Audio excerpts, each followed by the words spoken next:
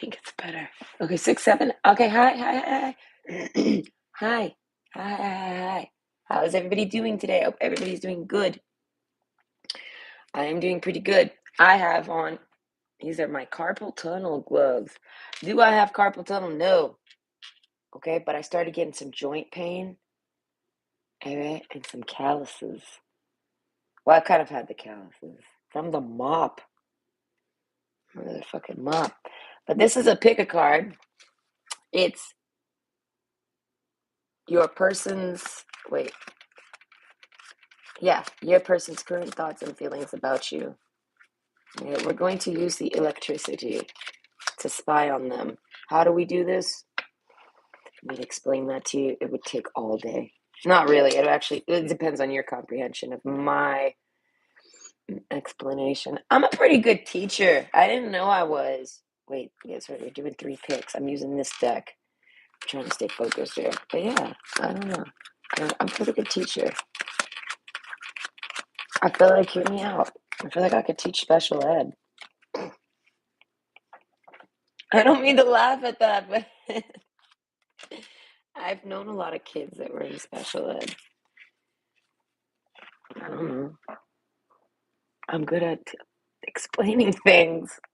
Listen, if given the opportunity to explain without some dumb bitch interrupting me every 2 seconds, you'd be surprised what you could learn from Nicole. Nicole could teach you the ways. I was bringing my ex-husband with me lately on work here and there. More often than not. Usually I only bring him like once or twice a year. But this time, listen, we went at it again, but I needed help. So this is different. I need help at times. And he needs money, so he needs it too. It's like a fair trade-off, right? But I'd be trying to explain things to him, and he don't get it. And then I just like switch my tune up, and I'm like, maybe I try it this way. Imagine it like this, and he's like, aha, and I'm like, there it is. Okay, so yeah, to explain to you how I use electricity to spy on people is about as much of a waste of time as explaining to you why I wear these gloves. Listen, they help. They're helping. Oh, all right. It's the goal is to avoid, all right, preserve and protect these fucking hands. Okay, so let me get your picks. Let's see. Okay. So for your person's current thoughts and feelings about you, all right. No, I labeled it correctly. We're not just going to think about what they're thinking for breakfast today. We're going to think about only your thoughts about their thoughts about you. Okay, we have option 1, the tower, option 2, the tree, and option 3, the lilies. I almost called it the frogs. As if it's lilies. They're lilies. That's a lily. That's a flower. I don't know. But either way, go ahead and pick your pick. It's going to take me about 15, 20 minutes to shuffle, and probably about 20 minutes per pile. Something like this. So plan accordingly. And I will see you at your pick. Okay. Okay, so what is it? Yeah, I'm with my ex-husband and I pull out these gloves. He's like, what do you do? I actually walked up on him with him, like, yes. And he's like, we went to the gas station with him. I was wearing them. He's like, you look like a homeless person with those on. You look like a hobo. I was like, why? Because the fingertips are cut off? Those are for my convenience. That's so I can scratch things, pick things, finger stick things, rub things. I was like, it's useful. I was like, I can even touch my phone. You know what I mean? What are you talking about?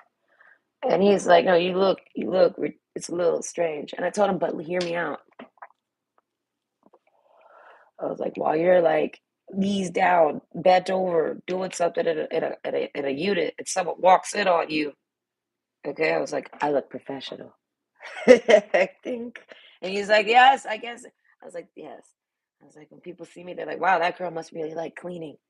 And I do. The whole such a nerdy love. I love to clean. All right. But what people don't understand is that I grew up as a perfectionist. A personal one. I didn't like my surroundings, and I was like, this needs to be clean perfectly. This needs to get. What happened here? This place is a disaster in my world. I don't know. My life. I don't know. I think I got a lot of hoarders in my family or something. I don't know. I don't know. I can't be like that. I'm a minimalist. Yes, no, I don't like a lot of things. I used to have a lot of things and I've had to downsize. I had a home. I was a homeowner. When you own a home, you just start to accumulate shit. Like when you park your ass in one place and you're like, I own this land. You start accumulating shit that you just don't even need. This is why garage sales happen because people own homes. Okay? Cerberus, are you okay? He's upset. I got a partition at work. Okay?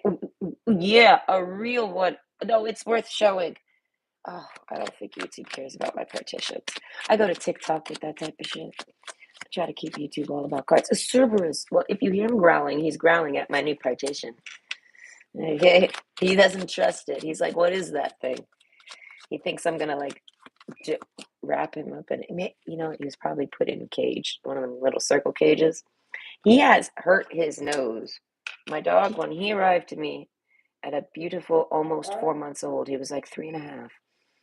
He had a scar on his nose, and I'm like, caged? Already? They caged you? Oh, I don't believe in the cage. I don't even care if it's just for like,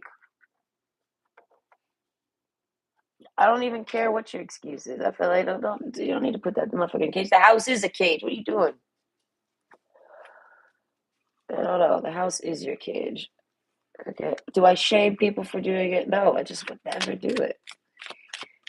I'm having a hard time wanting to put it. I won't even put him in a cage to get him to the vet. This is gonna kick my ass. The only time I've ever caged my dogs was to put them on planes, and I feel like that was okay. And also, my boxer, she disagreed. My boxer, she firmly disagreed on that one. She was like, "No, no cage can hold me and my ginormous chest. Okay, I must terrorize the entire fucking tarmac." Okay, yes, this was cool. I like to think she made the news. Fuck, Chicago. Back in the day, what year was this? 2005? Yeah, 2005, May.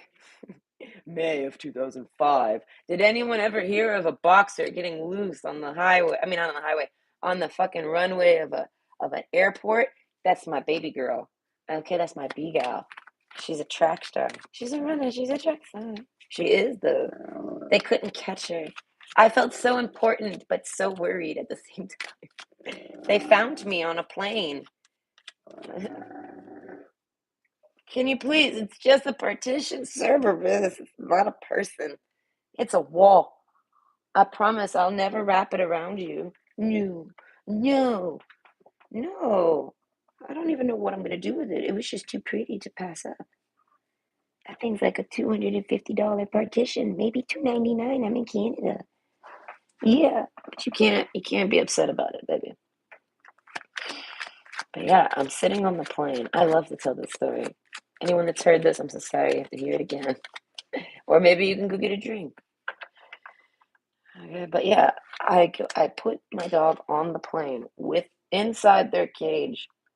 All right, this cage is not faulty. It's a cage. It's not the wrong type. It's a travel cage. There is no getting out of this cage. This isn't the first time I've used it, you know? And I'm like, shush, it's okay. I'm like, business as usual. And then baby girl gets in the cage. I close it up. I lock it even. And I don't know, where was I? Because I gotta take a lot of planes to get out of the middle of nowhere. So I take one plane to get to Montreal. This plane's like, I don't know how long it is. He's like, I think it's only like a 2-hour flight. And then from there, I go to O'Hara Airport. And that's when it happened. It's happened somewhere there. At O'Hara. They dropped her. I know it. They dropped her and broke her cage. Imbeciles. Imbeciles. How do you drop a dog? Like, there's a real live animal in there. Why did you not take more care than that? I want to kick that man in the head.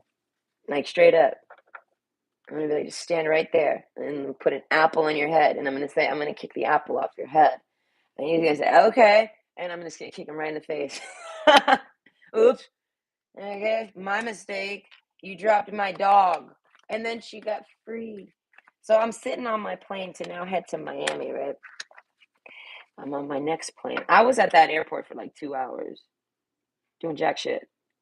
Like, so I don't know when they dropped her, but they dropped her at some point. I get on the plane and they like halt the plane. And I'm like, oh shit, someone's in trouble. Yeah, I'm like, oh shit, why are we stopping? Oh shit, someone's getting on here. I was like, which one of y'all is the problem right now? Like, I'm thinking like some crazy shit, like air marshal stuff, and they're like, Madame Sachs. I'm like, whoa, I've done nothing. I promise. I'm just trying to get back to my home. I'm just trying to go home for a bit. What are you doing to me? You need to come with us. I'm like, okay, what have I done? You know, is it all those illegal immigration years in Canada? Are they catching up with me? Did they chase me down I'm in Chicago even. Like, I don't care where I am. I'm as far as I'm convinced they're taking me somewhere, and I don't know where I'm going.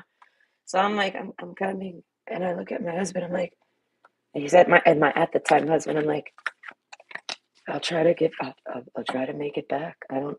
Where do you think they're taking you? I don't know. They're taking me somewhere though. And he's like, do I go with you? I'm like, no, you stay. You stay right here. I'll be back. I don't know. And I got on a golf court. They took me on a little golf cart. This is fun. Hey, wild. The one and only day I wore a dress. I'm like, you know what? I don't think I'll ever wear a dress again. And I'm wearing a dress right now. All right, but I didn't leave the house in it.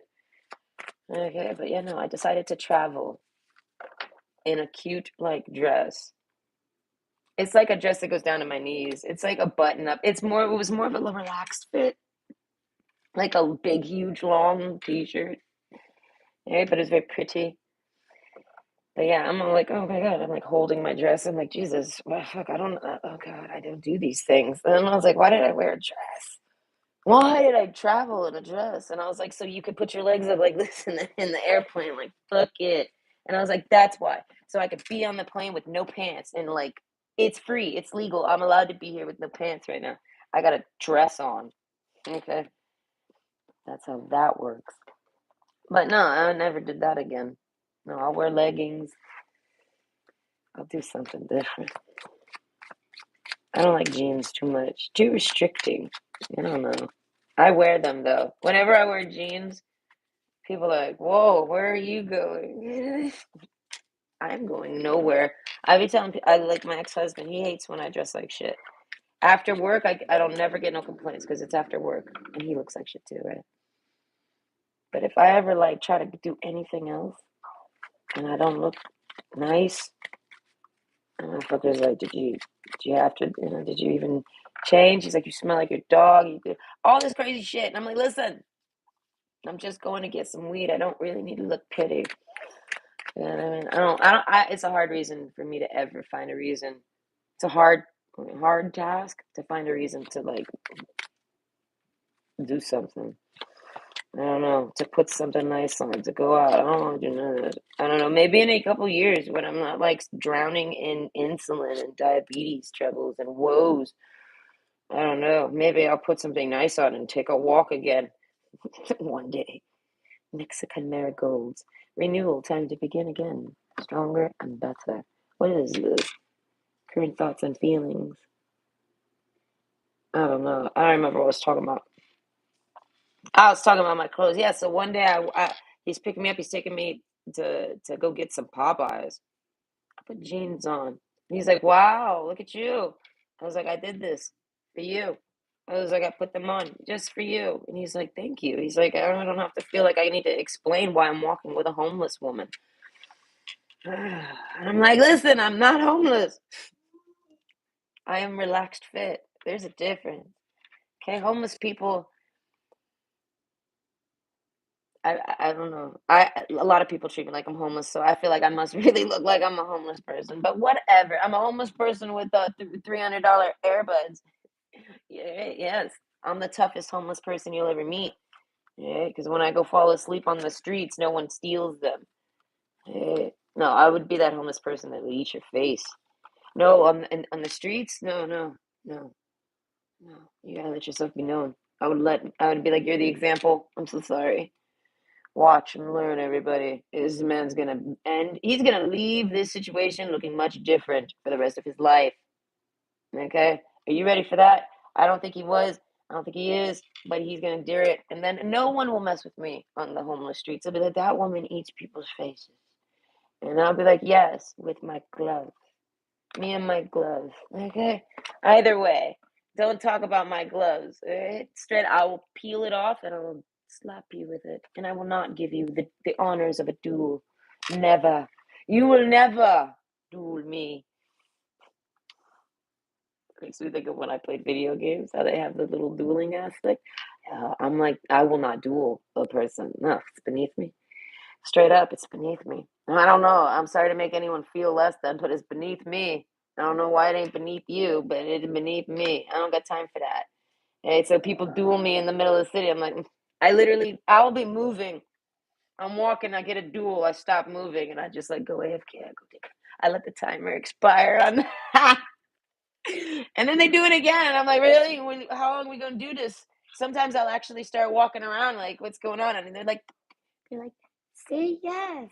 Like I don't know what I'm doing. And I'm like, I don't say anything. I like turn around and walk away on them. I don't know. When I play video games, that is my person. In person to you. And this is what I'm gonna do. I turn my back. Okay. Either way, this is your person's current thoughts and feelings about you. And it's a pick a card. So option one is the tower. Option two is the tree. And option three is lilies. So go ahead and pick your pick. Ignore my grumbly dog. Okay, he's grumbling at my partition. If you don't know what a partition is, it's just a wall divider, one of those ones that fold up and refold. This one looks oriental. It's not actual paper in the squares. It's plastic, but that's fine. But he doesn't like it. I don't know. He doesn't chest it. When I open it up and pull it out, and I was showing my kid it, I was like, look at it. It's huge.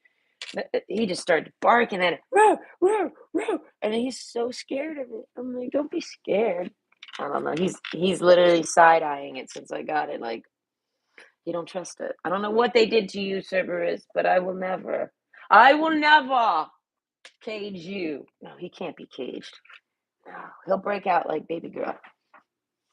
Okay, option one, the tower. This is your person, all right, or someone. Their current thoughts and feelings about you.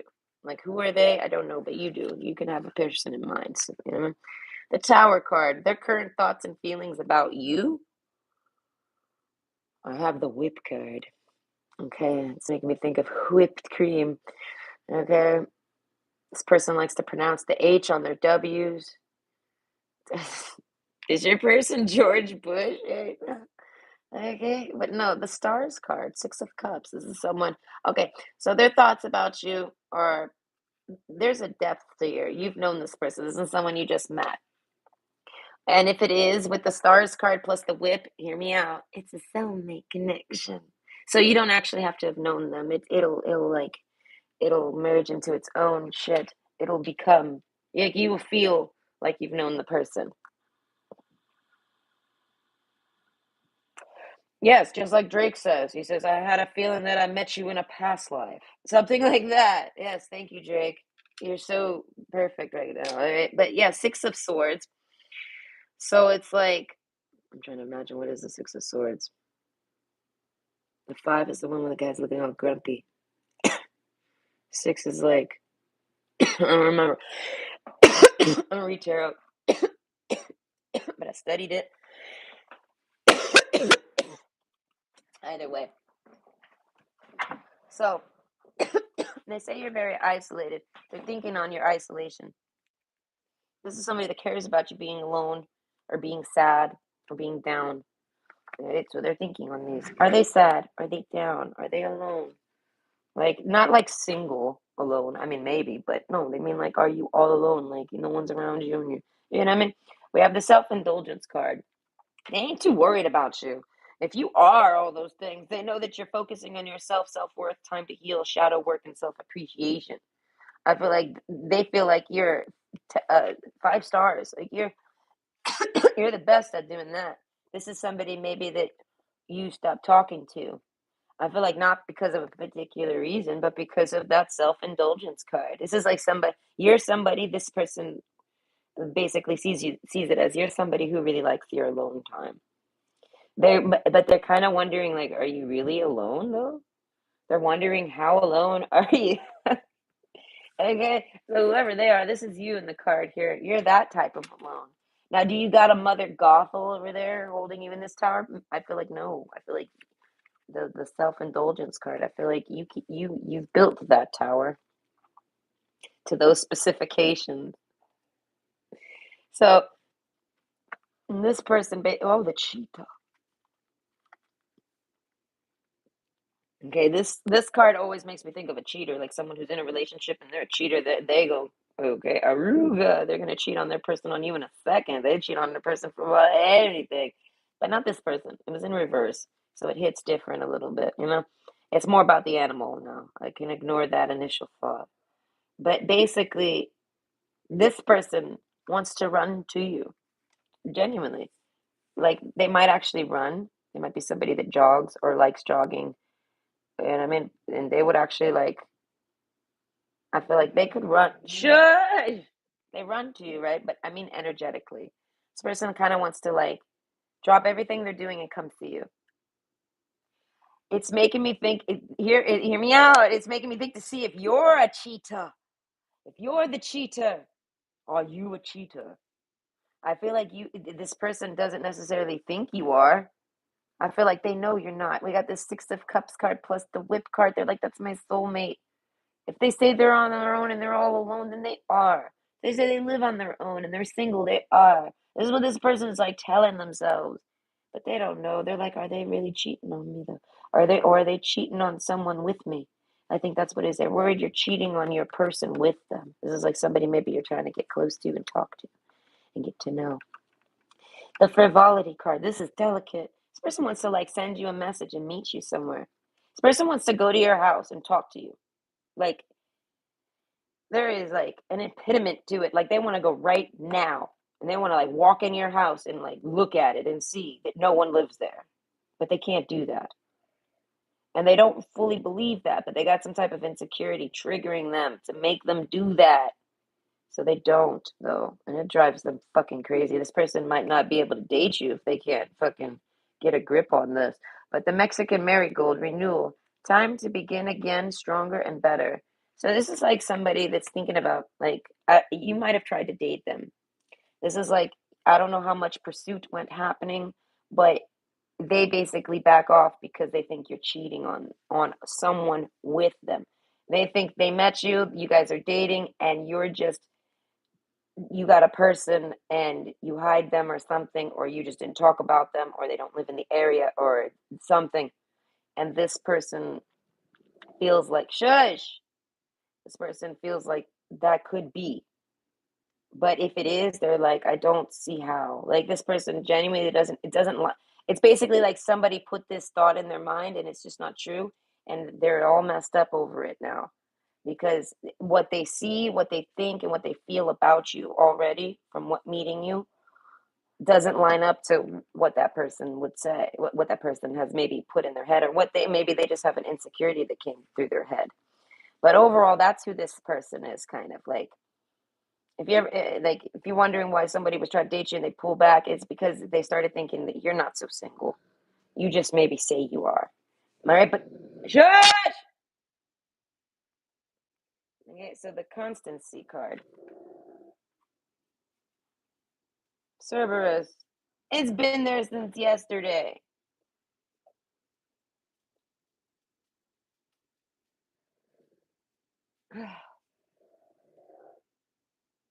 You hear how he sounds?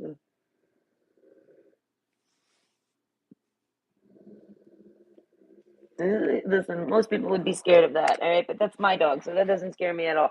Cerberus, can you knock it off? Leave it alone. It's not a big deal. Calm down. It's okay. He's like walking around all like in a grunt. He's in one. I've never seen him in such a mood.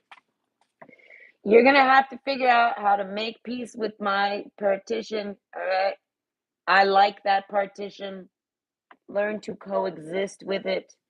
It wasn't easy to bring home. Okay, that thing is fucking heavy, and I am like 100 pounds. That thing was very heavy. It was heavier than any ladder I have ever carried. Okay, so anyways, so they kind of go back and forth on this, right? They feel like you're cheating on them, and they run over there, and I feel like they actually maybe watch you, stalk you.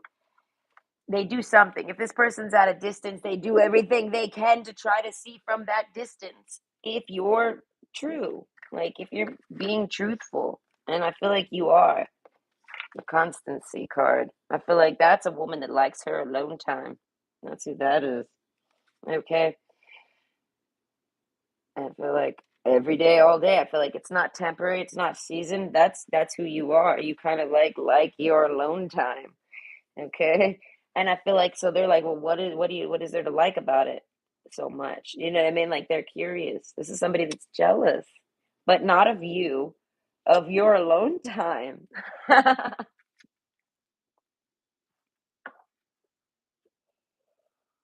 That's hilarious. This person gets jealous and triggered off of you having alone time. Not having it, but what you do with it, who you do in it. They wonder if you're doing people in your alone time. This isn't someone you're with, okay?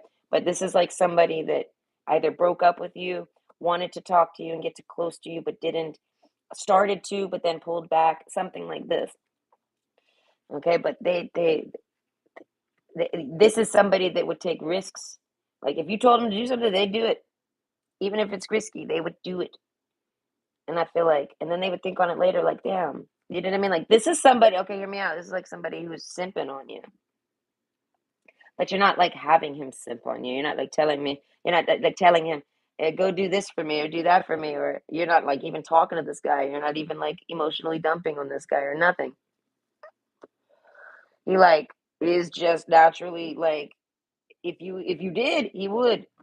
So like this person's like got sip energy. I feel like, but but you wouldn't know it because the whip card. I feel like you treat this person fairly. I want to say the soulmates, like you treat them well.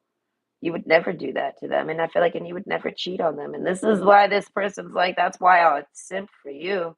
This is a man that wants to simp for a woman, but like he don't know how. He doesn't know what she needs. This drives him crazy. This makes him feel so crazy. Like he feels crazy about you. Like he can't believe he would simp for you. He wouldn't. He would probably simp for anyone just to be nice, right? This might be a real nice guy. Nice guy. Listen, nice guys come with a warning sign. Okay, they are the most toxic people.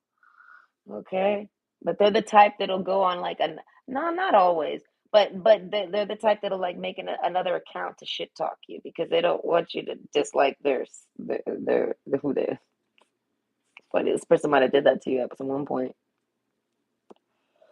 They should talk to you like under false pretenses. Mexican marigold renewal time to begin again stronger and better. This person wants to reapproach you. This is somebody that's approached you. I feel like with the cheetah card, most people would be scared if this cheetah rushed on them, ran up on them. I'm gonna run up on you. Yeah, no, like if this man runs up on people, they're gonna be a little scared. I feel like fuck a little. They're gonna be very scared. There's so much terror. This person's this person's got brings terror. What is this person? But they're terrified of you, but not really. But if this person's capable of feeling nervous, insecure, terror, fear, stress, nerves, anxiety, any of this, you give it all to this person. You make this person experience all these things. And this is somebody I feel like that doesn't experience those things. They just don't. They're real calm, cool, and collected. And I feel like, but you got them all out of their all out of their box right now. The cheetah card. If this person was dating someone, they would, you know what I mean? They would be they wouldn't even want to talk to you very much because if they did, I start to stumble. This person might have not been single to you single around you at some point. Right? This person maybe had interest in you when they weren't single at some point, and fuck, dude, I feel like if they were ever gonna cheat, it would end up being with you, but then it would be to be with you, and then that would ruin their whole fucking demeanor. That's not who they are. So they could never be a cheater. And I feel like, but neither can you. So it's like that person needs to respect that that quality is in you too, and they need to chill the fuck out. I don't know. This person is like, that means they really care about you. Like they value you so much that if you cheat, like this man's been cheated on. And I don't think he cared. Like I think he cared. I mean, he breaks up with the girl. He gets rid of the girl after, but like it didn't like break his heart or something like this. But it definitely bestowed an insecurity that anyone could cheat on him. And I feel like so he literally this guy might have like came and like watched you, see if you were alone. He asks you what you're doing tonight. Nothing. I'm sitting at home alone doing nothing. Really? Yeah. What are you doing? Oh, I'm busy with this tonight. What are you doing tonight? Like he'll act like he's busy with something or he'll be genuinely busy with something and he's using it as like a test. So it's like if he's busy with something, he's like, "What are you gonna do tonight? I can't go. I'm canceling or I'm not coming or something. I can't come. Something. I got plans that night." And you say, "Okay." And then like the whole time they're at their plans, they're worried about you. You know what I mean? And whether or not you're cheating on them. And they never sat around giving a shit about if people are cheating on them because it's just not a worry of them. If they see that if they find out the girls, they have ways to know if they're in a relationship and the girl's sexually cheating on him. He has ways to know. Or maybe he pops the hood and he checks it. Right? Not for like looseness. Let's grow up, people. Or the vagina is not that way. It's a lot more majestic than that. All right? No, he's like checking for like smells, biofluids.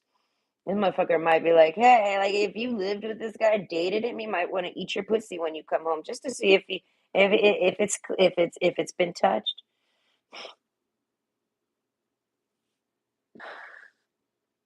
I knew a man once. I didn't know him. I accidentally knew of him. Right? I knew a girl that dated a man that would do a pussy check on her.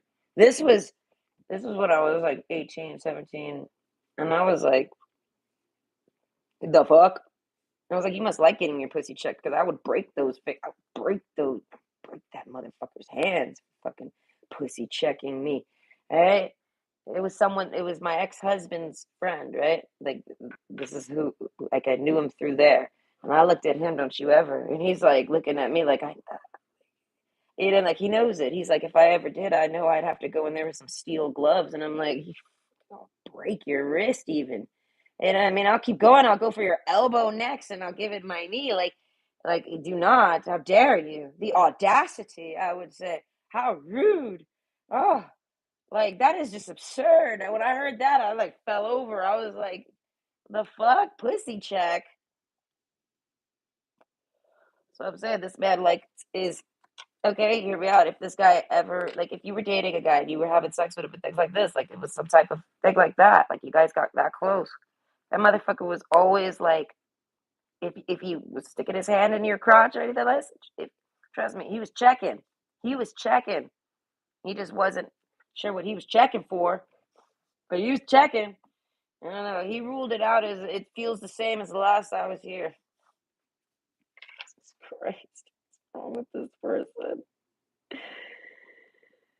Oh, this is like the thoughts. If this man's ever fingered you, okay, I'm gonna say it. If this man's ever had his fingers up in you, okay, he's literally thinking, he's like, okay, well, it feels like this. Okay, it feels good.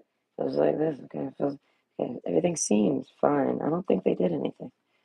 And then like later, if you're not looking, they might try to like taste it. Even they're like, okay, no, it doesn't taste like cum. Like it's something like that is weird. But I feel like let's let him have that. This man is weird a little. All right, this guy's a little weird. Silly, silly man. All right, but either way, I feel like for him approaching you this way is just absurd. It's so silly. And I feel like and he knows it, so he won't speak it. He suspects you might be cheating, but he don't want to say it at all because it is like if he's wrong, he's so wrong. Like he's either so right and you're so perfect at hiding it, or he's completely wrong. And he wants to believe he's wrong because he really likes you. Okay? I feel like this man's in love with you. For him to be all crazy like this motherfucker is hella in love. I don't think he's ever thought to pussy check another girl, but he slept. Okay, any bitches he's ever been with, nothing but hoochies or hoes, and they did cheat on him and shit, right? And you're like the one bitch that never will. You're alone. You're like an alone time. You're like different, right? And he ends up pussy checking you. I swear. I feel like that's hear me out. That's that soulmate card. I feel like this man would feels like a familiarity with you to try and do things that he didn't want to do with other women. That could include sex, and that could include just even like movies. Like this man might try to like I don't know. There's something about you and your confidence. This man likes to let you lead the way to see where it takes him. You get what I'm saying? If you said, "Hey, would you want to go out tonight?" He'd say, "Sure." Like hang out. You want to hang out tonight? Sure. He wouldn't even know what it's for. He would maybe think on it. Maybe it's just to hang out, watch a movie or something. And he'd come over and he'd be like, I want to go here and do this, that, or the other. And he'd be like, "Oh, I didn't expect that. I like that though. Let's do that then. Shit. We can watch movies later." Like throws the VHS in the air. Okay, never mind. We'll watch movies later. Let's go do that. I don't know. This person likes to have you lead the way on things. This person really likes you as like a companion. The sea serpents, I feel like, yeah. The sea serpent's one ginormous eyeball. Okay. I believe that's called an Ouroboros, the snake that eats its tail. The Ouroboros. I think it's called an Ouroboros. I don't fucking know anymore. Who knows? You could Google it. But overall, like this person, that makes me think of time cycles and things like this. I feel like this person's like been looking for you. It's like he knocks on your door and he's like, "I've been looking for you," and you're like, "You know where I live." I don't know. That's what I'm saying. This person likes your not reactions. Yes, your reactions to them, but like your bounce back. You know what I mean? Like your replies, how you respond. There you go. Your responses. This person likes how you respond to their weird behaviors. That's it. This person's really weird, and people treat him weird, and he doesn't care. All right, shush. All right, but when he treats you weird, he's comfortable to treat you weird, and he won't like. I don't know. I don't know. He's scared as fuck of you though, so he doesn't. He hides it. But at the end of the day, it's because he's comfortable with you. He's comfortable to do that with you. If you ever did like be like, "What are you doing? Are you pussy checking me?" He would want to say no. Or you'd want to be like no, and he probably would say no, and you would be like, "Why are you lying? Why are you pussy checking me?" And he'd be like you know what I mean? Like he would. I don't know what he would do. He might not even say anything. What I'm saying, he's real like I don't know. That's what I'm saying. If man wants to be your simp, and I feel like, but like I said, only because like he wants to simp for you, and he only wants to simp for you because you don't make him a simp. You make him a man. I don't know. This like that's what I'm saying. This is a man that could follow your lead and wants to. This is simple. But the only thing that stops him or ever holds him up or messes him up is this whole infidelity. And this guy's like, oh my god, the tower card again. Listen, dude, this girl's alone. She's single. And I feel like this is you. I feel like she couldn't find a date if she wanted to. She's too single. She's too good at being single. And I feel like, but this man's like, but I don't want her to be single. I want her to be with me. These are his thoughts about you. He wants to be with you. He doesn't want you single. I feel like it's almost like this is his love offer. And he's like, have your tower, get with my tower. Okay. And we can be towers. He's like, we can be simps to each other, or we could be alone timing alone. But this man basically feels like you're just like him. Not like with the way you respond. Like your energy, your vibe. Like if you did anything weird too, it would probably make this person laugh. If you did anything like this to this man, if you, maybe you did this to him too, you might have went over there and looked at his house and checked to see if that motherfucker was home. Dare I say these two creeps, these two weirdos, I'm so sorry, I mean that with love, but these two weirdos, they done maybe creeped on each other on the same night. They're like, that girl's not home, and he's like, oh, he's not home, but in all reality, they're looking at each other. Dear God, that's hilarious. All right, but overall, you both kind of have like you both are crushing on each other hard, and you both would simp on each other hard, but you're both extremely independently hard to date, and but you both want each other. So even if y'all both like each other and want each other, and there's no one else in the picture, you guys are still in a separation, sitting there dwelling on each other in your towers, wanting to be with each other. And this person knows that, and I feel like and now you can know that too. This person matches your energy perfectly. They're not a cheater. They would never cheat. If they say they're home, unless they're doing this, unless they're trying to do something sneaky. And if they are trying to do something sneaky, I feel like it's only sneaky because they don't want to risk you knowing, so that you don't like run off on them or dump them or leave them or something. You know what I mean? So you stop, you don't like them. You know what I mean? So it's like this person's not doing anything they know you wouldn't like. So, but it's like at the end of the day, like maybe running and checking on you and seeing, confirming if what you said for you were doing for the evening is true. You know what I mean? He doesn't know. Maybe she won't like that, so he'll hide it. But in all reality, it's like this person is just. I feel like he doesn't do this to other people. It's genuinely just to you. You trigger this in this man. And I feel like it just drives them crazy. They don't even want to say they don't want to be that type of person that doesn't trust their person and doesn't they don't want to be that type because they're not. But yet they can't help it, but it's because they care so much. If you are, it matters. If their heart breaks. You know what I mean? If you are lying to them, it breaks their heart. And this is like somebody looking for heartbreak or something. It's like they're looking for it's like they're looking for a reason to stay single. They're looking for a reason to stay alone. They're looking for a reason to be like, no, I don't date. And you break all these reasons, and then like I said, they start to try to look for a reason, and the only thing they could find is attacking like you're like I said, whether or not you cheat and things like this. Oh, the love card. Okay, it says unconditional love, self-love, oneness, passion, affection, and attraction. So with the self-indulgence card, I feel like that's you guys. That's this guy. This guy's like, I love that you're self-indulgent, and it's alone. It's self-indulgent. This person is not possessive if you masturbate. It's something like this. This person's like, this person would be like, listen, if you're ever horny and I can't come, I can't meet you up with you or something. I'm happy you would masturbate. I would encourage masturbation. Please don't go out there and try to find another penis.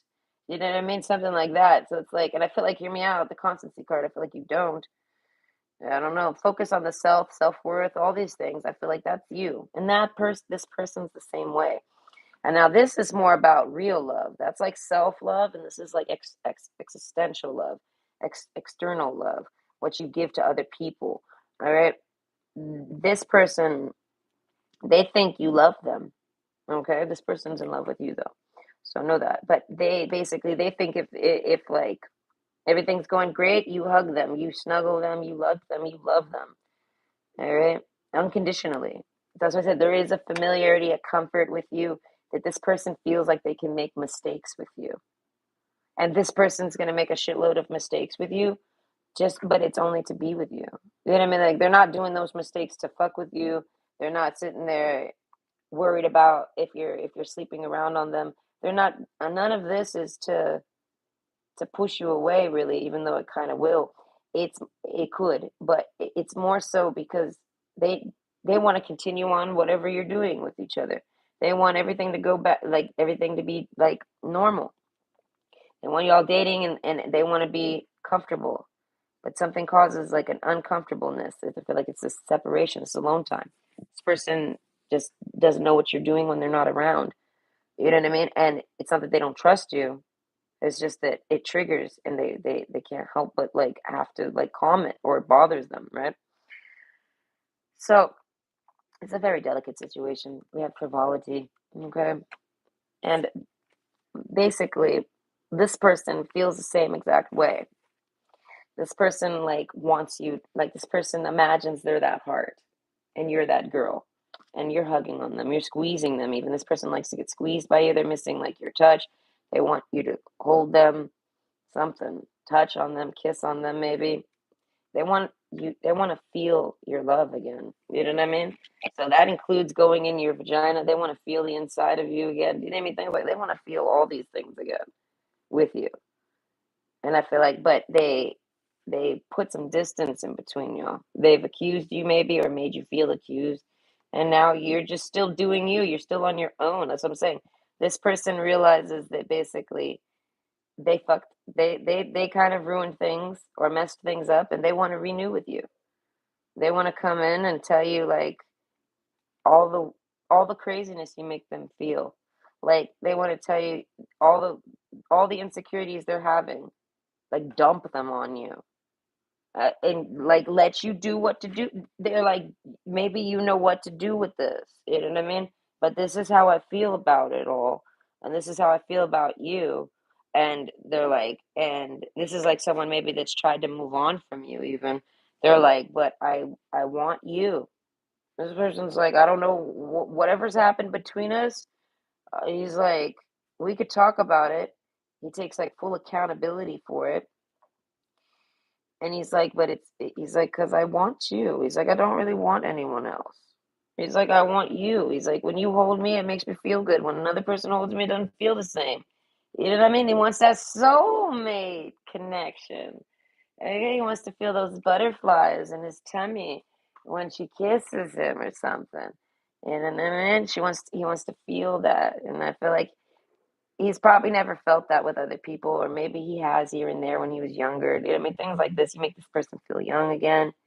Like you know what I mean? You make this person behave immaturely as a partner, but it's because of how crazy you make them feel. Okay? Wisteria, longevity. Plan for and take the dedicated path. So this man has a plan. Okay? And he's taking this dedicated path. And I feel like, and it's brought him to you. Okay. He steps off this plan and it takes him away from you. He goes back on this plan and it brings him back to you. You get what I'm saying? And that plan is the plan that he's designed. He wants that plan. Whenever he derails off his plan, it's not because that's not part of his plan. So he's going to get back to his plan. He's just derailed. So it's like this person's plan is to find someone like a companion, find a perfect partner, someone that can put up with this type of behavior, essentially. But he doesn't really know that he has this behavior to this extremities. Maybe he does a bit. Maybe when he was younger, he was a little bit, you know what I mean, like this. And he needs somebody that can work with that, understand it, appreciate it, question mark, something like that. Like this person loves and cares about you so much that it makes them really upset to think if you're lying to them. So all this person ever wants to know is that you're telling the truth. And I feel like you do. They know this. Okay, Wisteria even makes me think of Wisteria Lane, which was all about, housewives and stuff like this. That's what I'm saying. This person's worried that you're like he's the pool boy and you're Gabby and her husband's at work making all this money and you're at home with your Monono Blahnik shoes and you're sleeping with the pool boy. Yeah, man. This man doesn't want to be the man that's off making all that money and buying you those shoes, and he doesn't want to be the pool boy. He wants Gabby with no pool boy. Okay, get out of here, pool boy. This man would be afraid to hire a pool boy. And I feel like just because of his own insecurities to avoid it. You know what I mean? Like if he has a pool, he's gonna take care of it himself because he saw that on a movie and he's like, you know what? No, if I'm dating like you're the one he sees as this person. If I was married to her and I had a pool boy, it would just fuck me up because I could never want to approach her and ask her. I mean, I would. It would make him feel weird all the time, and you would feel accused all the time. And I feel, as I'm saying, this person is literally like that's their biggest fear is being cheated on. And I feel like, and they've already been cheated on. They thought they just didn't like it. They thought it was like their cutoff. You know what I mean? That's their big fuck you, no, no, don't you cheat on me type of thing. You know what I mean? Something like this. Man better be listen. Whoever this man is, he better be treating this woman like the fucking world. He better be giving her the red carpet treatment. Better be the best man alive, sitting there worried so damn much about don't you ever cheat on me. Right the fuck? Listen, I don't know. This person's like he feels like if you ever cheat on me, it's like he treats women too good to get cheated on. This is how he sees it. Sounds like you better treat women that good if that's it. I mean, if that's how you see it. But overall, he doesn't want to say those things or do those things to you. He feels like they would offend you because you're not a cheater. And he feels this and knows this but it's all energy. He only he has to confirm it. And he ain't going to sit there and insult you to confirm it.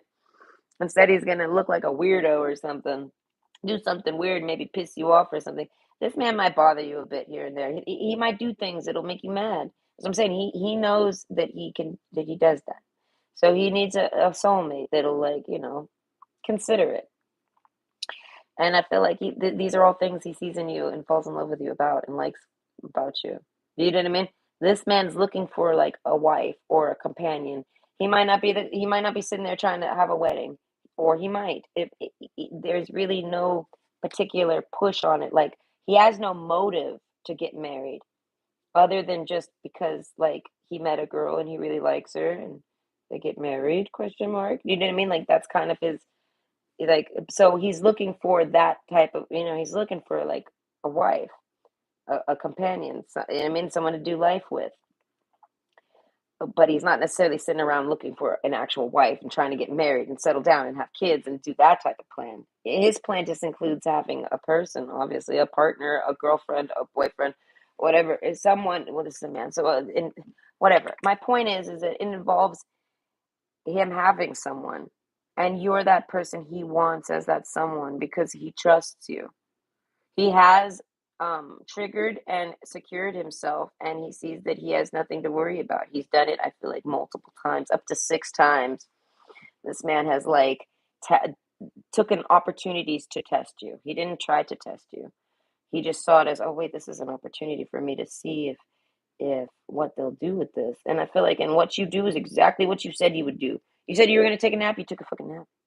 You said this man was like messages you. This is one of those men that'll message you and you ain't answer. And he's wondering why. And instead of worried like, oh, I hope nothing's wrong with her or anything like this, he's probably like, I hope she's not cheating on me. And he like jumps in his car, rushes to your house, and is like looking around and he's trying to figure out is she in there with someone else? And all of a sudden he gets a text from you. He sees your light turn on and he's thinking, oh shit, they're home. Oh shit. And then you're like, hey, I'm sorry, I fell asleep. And he's like, I don't believe that. Maybe she knows I'm here. So then he like waits and waits and waits. Sun comes up. That motherfucker waits all night and no one leaves. And then maybe you leave and go to work. And he's like, oh, there's definitely no one there. And if they aren't, it keeps going. He's like, if they are there, they must live there and they're in there still. So then he'll wait still longer and wait and wait and wait. And now you come home and he's thinking, there's no way. This man must have a camera on your house. If he must have put a camera up for this. There's no way he sat around doing that. But you see my point. It's just to paint a picture. Like he did whatever he had to do, and there is no way he was right about any insecurity he had. Everything you said lined up with it. He might have tailed you one day or something. Everything you say lines up to what you tell him, and it puts it all at ease. It makes him so fucking happy. But then he looks at what he did to feel at ease, and he's like, "Damn! If she finds out that I'm doing this or that I did this, she's gonna leave me. She's gonna think I'm weird. She's gonna call me a creep. She's gonna tell me she don't want nothing to do with me. She can tell me to get away from her. She might get a restraining order on me." He starts thinking of all the realistic things that why people don't do crazy shit like this, but you're triggering it in him, and he's never done this to before. Do you know what I'm saying? Like he's never cared this much about whether the girl's cheating on him. He feels like it, and then he's gonna maybe poke around a bit afterwards. He feels like with you, he can't even like he might even leave work just to go because he fucking thought something. You know what I mean? And he's wrong every time. Every time he was wrong. Every time he is wrong. and he's happy every time that he's wrong, but he hates that he has to like secure himself like that. So he would prefer it if he could be more open with you, things like this, but he doesn't know how you take it. So your person's current thoughts and feelings about you are about how much they're in love with you and how crazy in love they are with you and how crazy it's made them. They feel like they're a fucking crazy person. They're like, I am crazy. Like this person, like you, if you were to talk to this person, you'd say, "How have you been? What are you doing? I am crazy. What do you mean you're crazy? I cannot. What do you mean you cannot? You cannot what? No, I cannot. I cannot do this." And they're like, "What do you mean? You breaking up with me? No, that's the last thing I want. I just can't. I can't sit around and be this crazy ass motherfucker, but I can't not be with you." So this person's trying to like find the medium ground. He has to deal with this, and I feel like maybe open up to you a bit or something. But he's got to trust that he's comfortable with you. He can make mistakes with you. I feel like because his mistakes aren't ones that like this person would pretend to be a cheater to see how you treat a cheater, but he's not a cheater. You know what I mean? But he needs you to be like, well, I didn't really cheat on you. I just kind of use that as an opportunity to see how you would behave. You know what I mean? You thought I was cheating on you, and that's just how I played it. I mean, like they need someone that'll like genuinely consider and not like take it out on this person, not hold it against them. They'll let it go. You know what I mean? They'll let things like that go. And I feel like he doesn't. I don't know. He doesn't know if you would do that. I don't know. But overall, I feel like his current thoughts about you, fuck, dude, crazy, crazy in love, crazy in love, crazy in love. Genuinely, that motherfucker's bad shit crazy over there. That motherfucker's crazy. He's thinking he needs to maybe that he might see a therapist. It's all sorts of craziness, but he loves it. He has never felt crazy about a girl ever in his life. Like he thought he had no idea until he met you. You know what I mean? Like he might have got real crazy over a girl in high school or something. Like it might have been like he was dating a girl and they were like all in and like you know what I mean? Like and he's fully committed and he done went a little crazy and started like watching on her, making sure she's not treating but something like this and he might have lost her because of that. So like when he triggers and starts going crazy on you, he hasn't gone crazy like this since he was like a kid. You know what I mean? And he's thinking, and I was all crazy like that because I was all immature and I didn't know no better. Now I know better, and I still can't fucking control it. So I feel like this man needs consideration. Poor man, but that's how much he loves you. He's reached crazy. You must be like somewhere, he's reached the crazy hot matrix or whatever. But for his spectrum, where he dates a girl that makes him go crazy because she's hot or something. And I mean something like this. It's not because you're hot, even if you are hot. It's because he's in love with you. But either way, I hope you enjoyed and that brings you some clarity. Right? And my stomach hurts. At least Cerberus calmed down. He's not sitting over there growling at the partition. Babe, drive a roll up the partition fast. Okay? I like to say the word partition.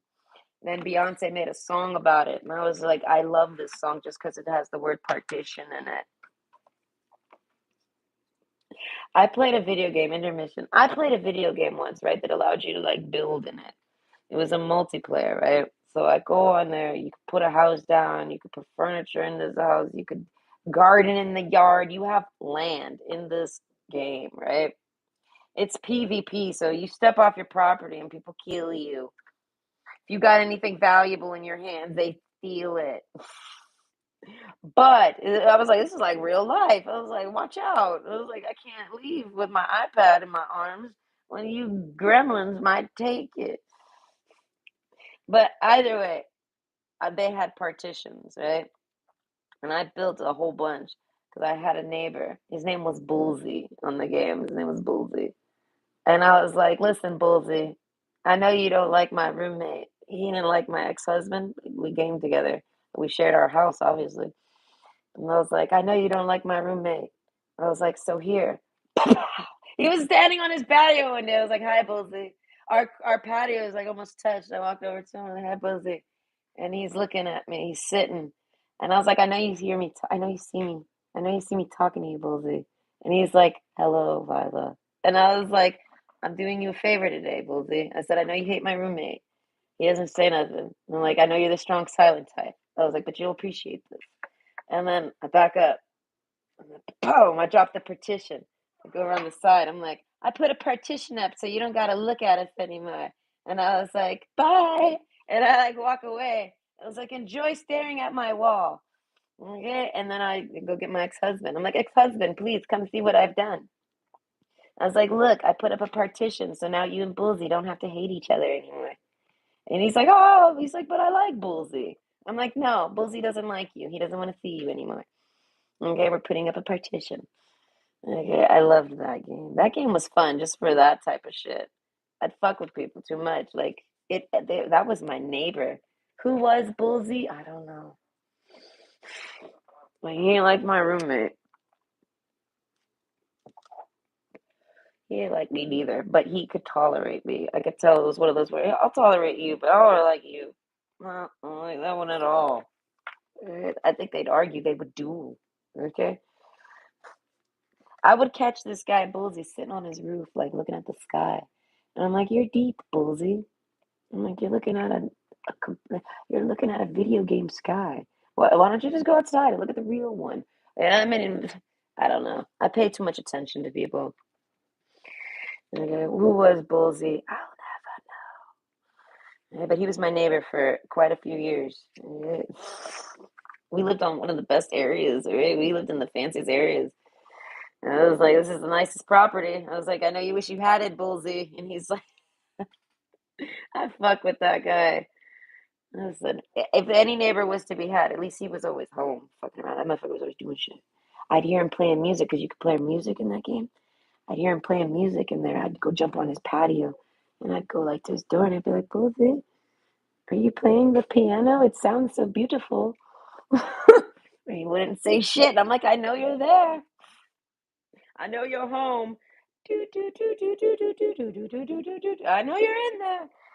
Okay, either way, I'm fun to be neighbors with. Apparently, at least in my world, I felt like it was fun for me. Okay. Either way, this is option two. Hello, the unicorn card. Wait, no, wait. Option two. Excuse me.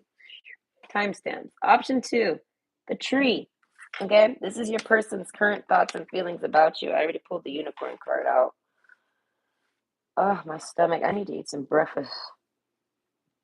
But your person's thoughts about you that you're a special little unicorn. I don't know. You might be autistic. This person suspects you're autistic. The Jack of Wands, they find this attractive. I don't know. There's an immaturity to you that this person really likes. They're digging it. I don't know. They dig your immaturity. And I feel like it's not because you're immature. I feel like it's just a part of who you are, which makes me think you might be autistic. All right. But the stars card, person, this person has a crush on you. This person like wants to give you a gift. If you have a birthday coming up or something, they're like they want to give you something. If Christmas is kind of whatever. Christmas is a thing that you know what I mean. Like they might be thinking on that. I'm picturing somebody like giving you like a little gift just to be nice. I feel like it would be something like that makes you so happy, and it's not even anything like that big a deal. Like this guy like pulls out art supplies on you or something. Like here, clay. You know what I mean? Like they love that. That they could just give you basically things that they know you like and you would love it. And like things they know you like, it could be anything. It could be all sorts of things. It could be things that this person can't even buy. I look at the stars card, like this person can't buy the stars. Right? But this person can find time. And I feel like look at the stars with you, baby. This person might want to look at the stars with you. This person thinks about like, okay, they're thinking about the stars. They might want to look at stars with you. Maybe they want to take you on like a meteor shower. Okay, the Perseus meteor shower is soon. We're September. I think it's in October. I don't know. Whenever I viewed it, it was fucking freezing, and I couldn't handle it. So it's like that's around October because it's like that weird transitional period where it's like it don't look cold out there, but it's fucking cold. All right. But anyway, it's a lot colder than you anticipate. There could be frost and snow, so that's what I'm saying. Like this person might want to take you on a meteor shower. This person's maybe never been on one or seen one, right? So it's like they want to, and they feel like you would like it because you like things like this. You're different. You're just different. You like things this person doesn't expect you to like. This is like somebody that would give you like a really nice, like expensive gift. Like they would they would give you something really, really nice and pretty classic, like a pretty little tennis bracelet or something, right? It's got some pretty gems in it. And you might like it. It's very pretty. Actually, that's what too. It's got to just be something that I don't know what you don't like or what you don't care about. I feel like you would like anything. You like anything people give you.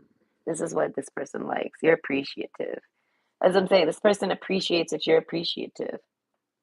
This person feels like they could give you, like I said, something very, very insignificant, but it's something you would like. So it would make you just as happy as like a really expensive tennis bracelet. Like they feel like the happiness is like it's just their appreciation to it. You'll appreciate that and you'll also appreciate that. Like you'll appreciate all sorts of things. And this person just likes that you're appreciative. This person must not get a lot of appreciative people.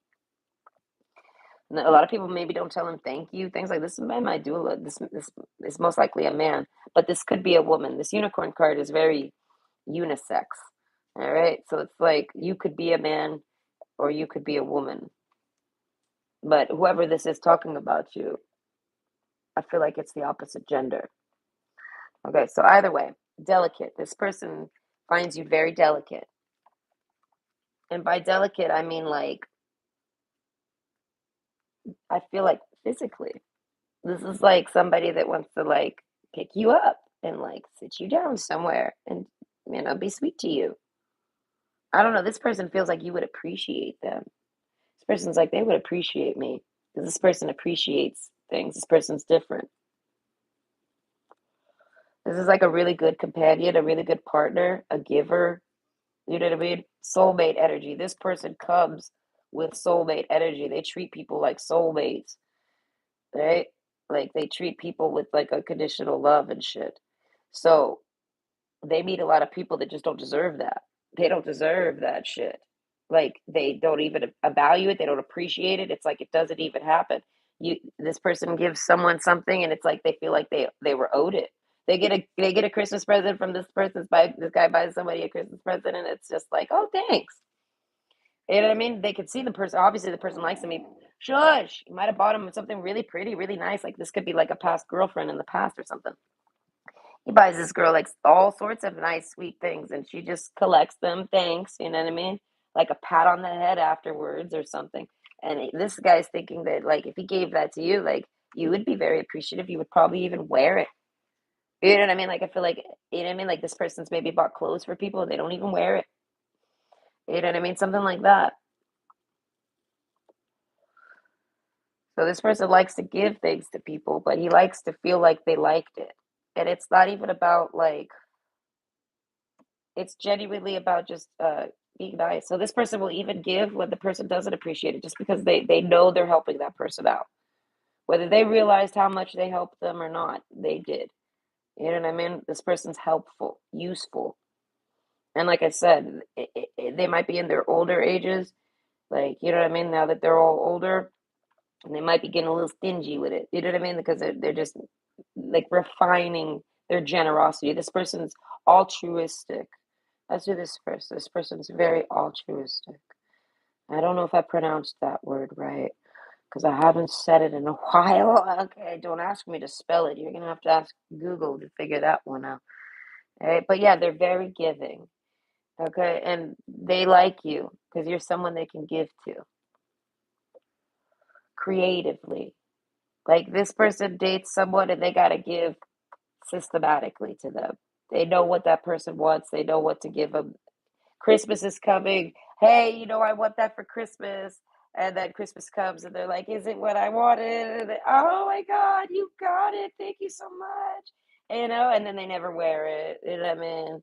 Or they never use it. Or, you know what I mean? Like it's all just to get things from them. You know what I mean? Feel like he got them what they wanted. And it's like this type of dude, he doesn't even know what you would want. he feels like he could give you anything, and you'd just be happy that he thought about giving you something, like, you know what I mean? Like, you'd be like, "Wow, you actually thought to give me anything? I'll cherish it." You know what I mean? There's something about that that this person really likes. Okay, the book card. Okay, they think you're mysterious. Okay, because I feel like you don't talk about yourself very much, or maybe like I said with the unicorn card, they're having a hard time figuring you out. This is like a man walking through the woods and he sees a unicorn. He's got to figure out how to get that unicorn home. He gives that unicorn a leaf, and the unicorn's like, "Oh my God, hi, oh my God, I can't believe you gave me this leaf." And then he leaves. He comes back, and that unicorn still got that, like, puts the leaf on its belt or whatever the fuck the unicorn's doing. He sees that unicorn still has it. He's like, "Oh, this unicorn really appreciates things." He's like, "I want it. Maybe I can get it to come home with me."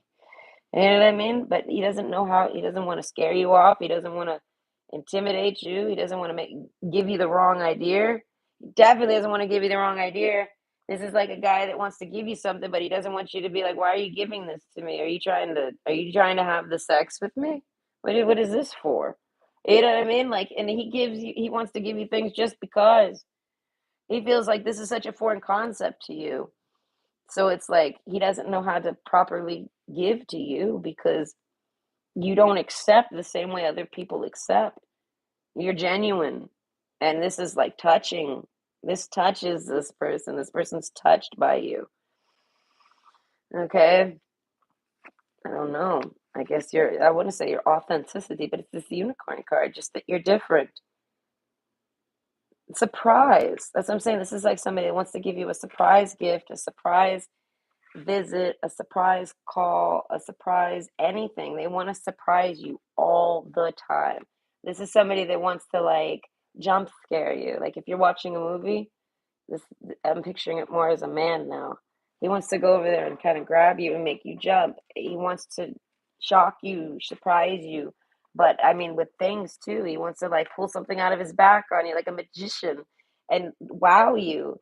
He likes to wow people. He likes to impress them, and I feel like not like with like necessarily like finance, like wow, look at that, look at what I bought you, it's so expensive. No, it's more like wow, you thought to buy that, and that like you know what I mean, like this person appreciates that you appreciate that this person puts thought into things. No one recognizes this about this person, that they put thought into it. So if they give you a crappy gift, somebody might say that's a crappy gift. This person knows that you think to yourself, no, no, this is special. It's special in some way. And you're special. This person thinks you're so special. That's what I'm saying. Like I said, you might be autistic. This person thinks you're special. You know? Like you ride the special bus. That I'm teasing. Go to special class. But maybe you're in gifted classes.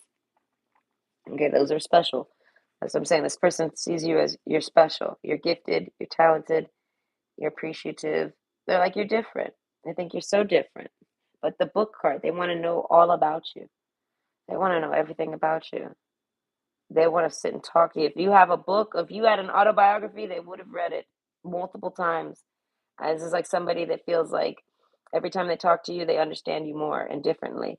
And it's so much like multifaceted. Like you're never really one thing, and you're never really thinking on one thing.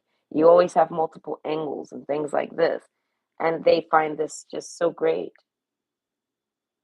I don't know, they really like the sea serpent card. They could watch you do you all day, genuinely. Like you could put a camera on where you're just at work doing nothing. They find it so majestic. They enjoy it. This person likes you. They want to talk to you, like, you know what I mean? Like conversation, like never ending, like the never ending story. Okay, this person might like that movie. The never ending story that you're just a book to read and pick up, and it never ends. Like you have, like, I don't know. So you surprised this person. This person is so surprised that you are like this. Okay, we have the self indulgence card.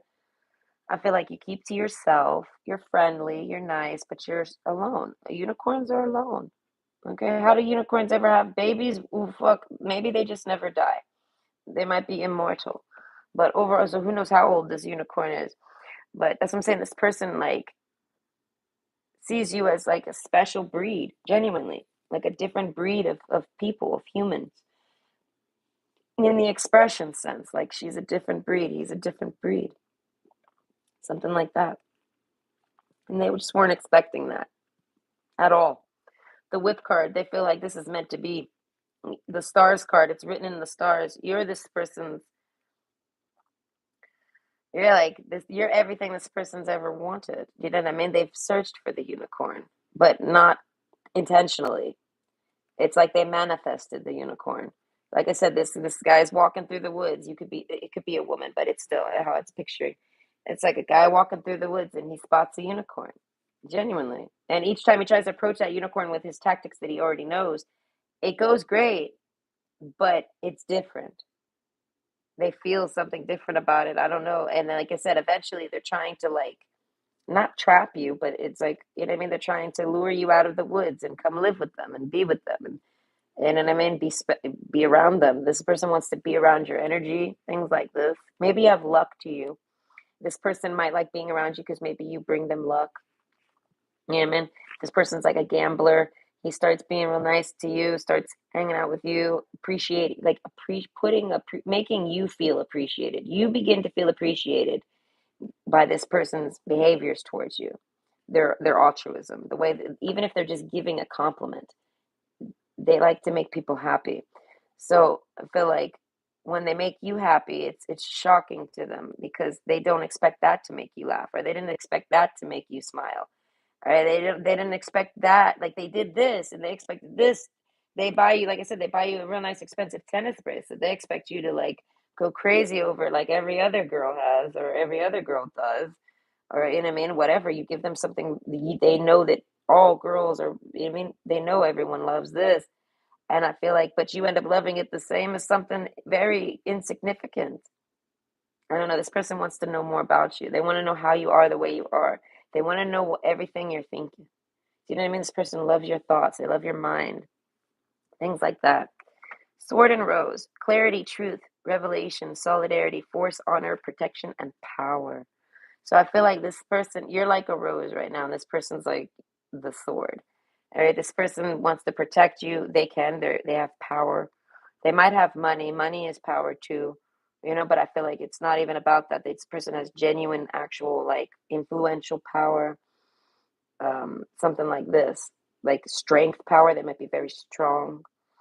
Whoever this is might be a very strong person, male or female. Even if they're small, they're stronger than the average bear. Okay, they're stronger than their peers. And I mean, but the sword and rose, I feel like this person like claims you, protects you. They don't want no one using you. That's what I'm saying. You give to this person somehow. When this person's treating you really nicely or talking with you or just like um, in conversations with you, anything like this, things start working out for them in life. Oh, like I said, if it's a gambler, he starts making good gambles. He starts making flips there. If this is like anything, you bring this person benefits somehow, like by luck. Like brushing shoulders with you is like luck for this person. You're like his lucky unicorn, and nobody can have you. Nobody can mistreat you. This is somebody that would literally go like, you know, I mean, the sword. They're that enchanted sword that I'm scared of in all those hallways on video games. That's who this person is, and they'll go like, you know what I mean? They'll protect you. They know you're someone that needs protection as this unicorn, and they're like, and I'm the one to protect you. All right, the Cali Lily, rejuvenation, reawaken, and stand stronger. So that's what I'm saying. This person is very strong. I feel like you might have met them when they were down, maybe, and they weren't necessarily at their peak.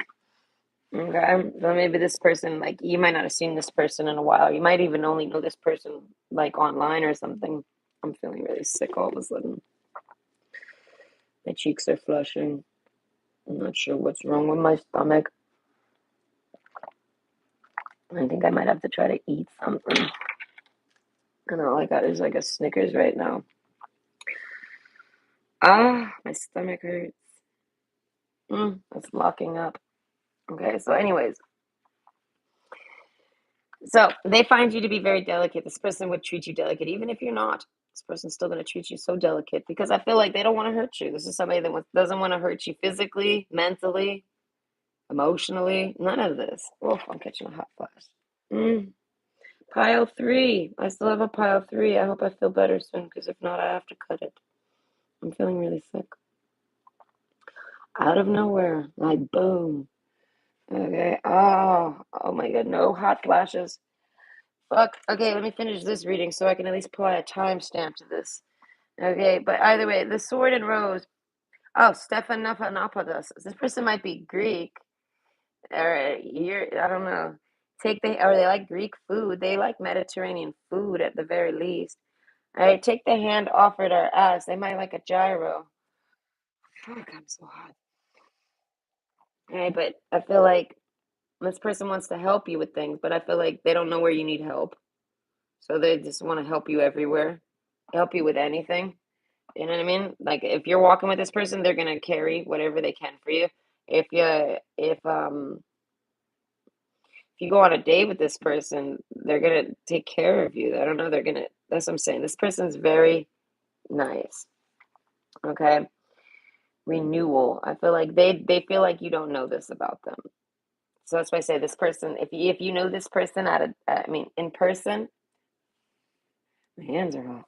If you knew this person I mean in person, they like kind of hid this from you.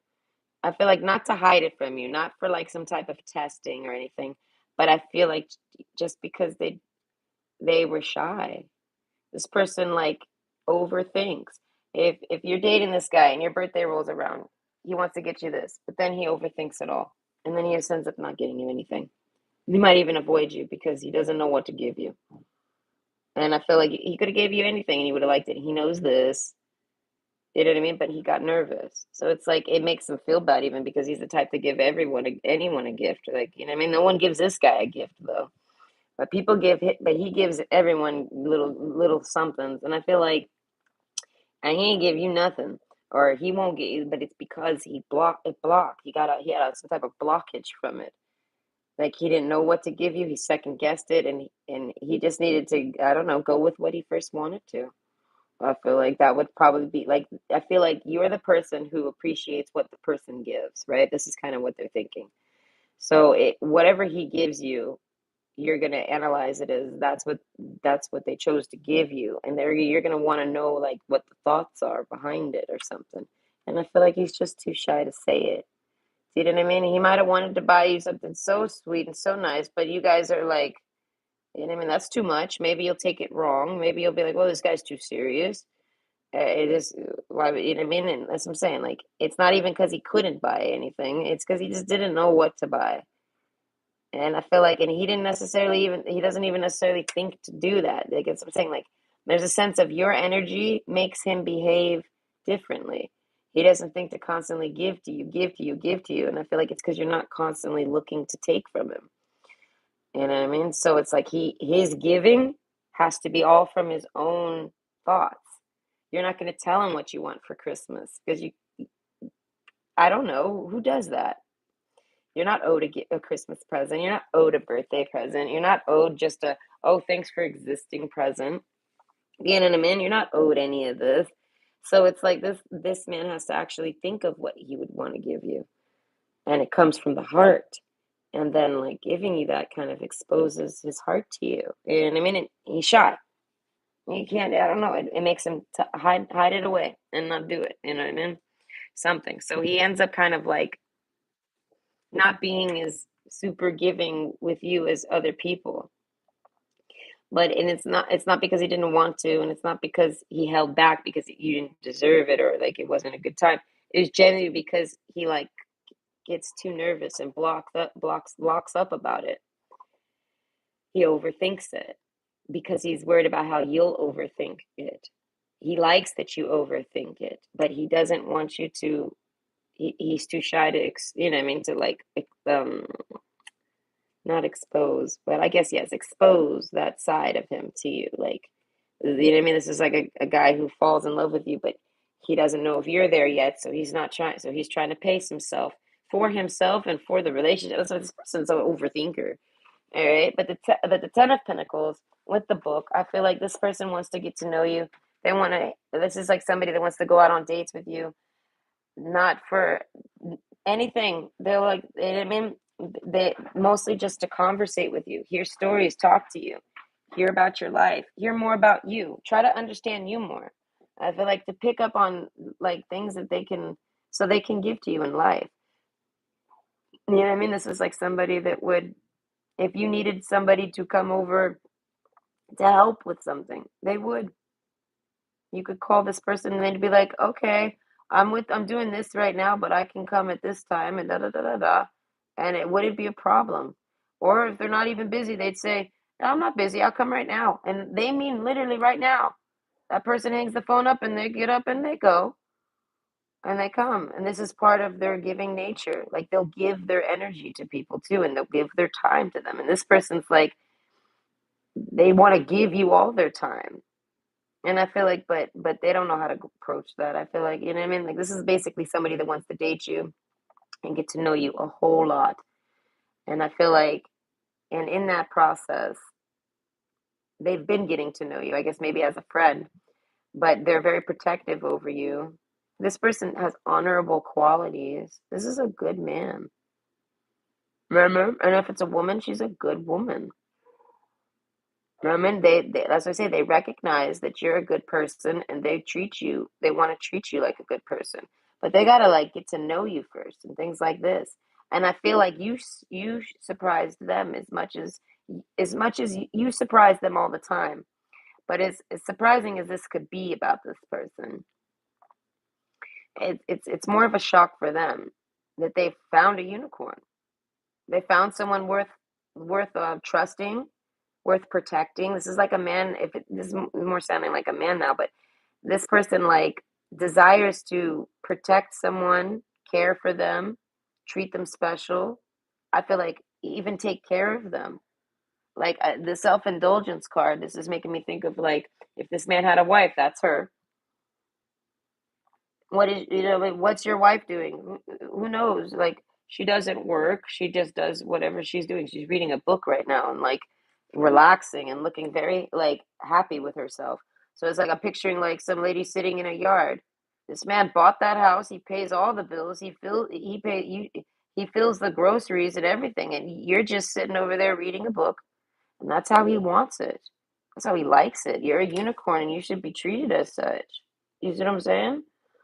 But it's like, how does he rush in and try to give you all this special unicorn treatment? You know what I mean? I feel like he's got to court you. So he's like trying to get to know you. He's trying to break the ice.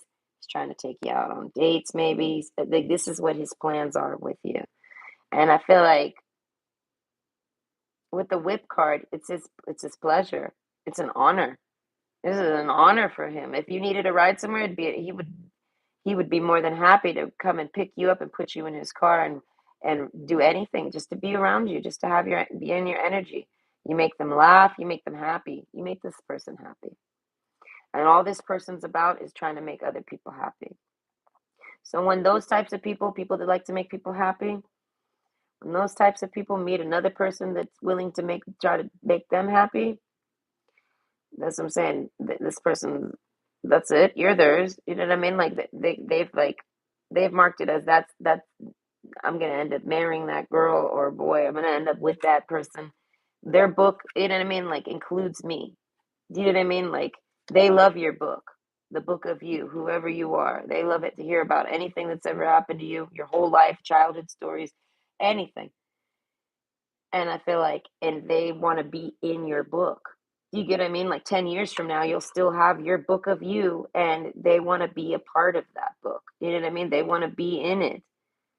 They feel like they deserve that. They deserve a spot with you because you deserve somebody like them, something like that. This is about deserving things you just, you know, what I mean, things that you the right things for you. And this is like somebody who's like, I'm the right man for you and you're the right woman for me because like basically the type of woman he like I said, his idea of how he takes care of a woman and is with a woman, like when he's seriously with her, is that like he takes care of her fully and she could do whatever she wants. Yeah, she might have a job and make some little money, but she doesn't need to. You know what I mean? Yeah, she might just be sitting out there reading a book. She could be cleaning the house, but she doesn't need to. She could hire a maid service. You know what I mean? Like you do you. And this person just feels good about this. This is how he wants to provide for his significant other. He or she, right? And I feel like and because you're the unicorn card, that's it. They're like, I want the unicorn sitting in the yard doing them. All right, I want that person doing it because they deserve it. They're nice, they're genuine, they're all these different things. This is like somebody who's got a lot of love to give, and they've been looking and loving everyone they can endlessly. Like they just love them as much. This person doesn't have like a, this person generates. This person's a generator. They can give, give, give, give, and they'll be fine. This is somebody who is like a self-filling cup. Okay, and their cup isn't overflowing. It's not like that. Okay, it's just that they can afford, they could do whatever they want with their cup because at the end of the day they have a tap and they'll go fill it at the end of the day. Like they don't need other people to fill them up. And when you don't need other people to fill you, you can give endlessly. So this person gives like love to everybody in a sense. They're very, anything they do is because they cared to. And this is love in the end. So everything they give to people, it's because they care to. It's because they want to. They're never used. They might, people might try to act like they're using this person. This person's never used. They're just giving. They're very giving.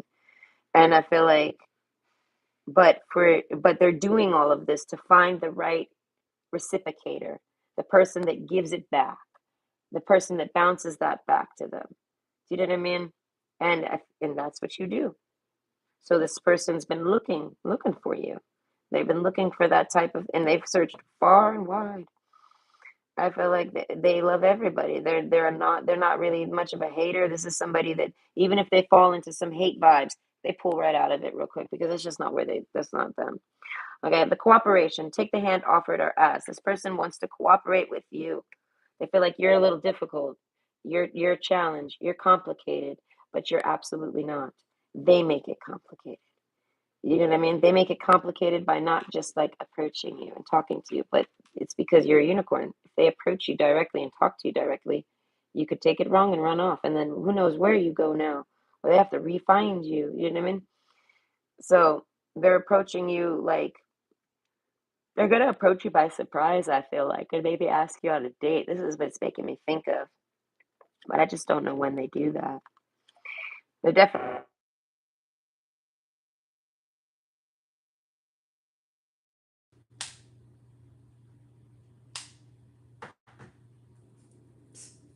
Okay. I mean, I can try to put this in, but I don't think it connects to the mic. Just in case, but if not, I'm gonna talk like it's over there.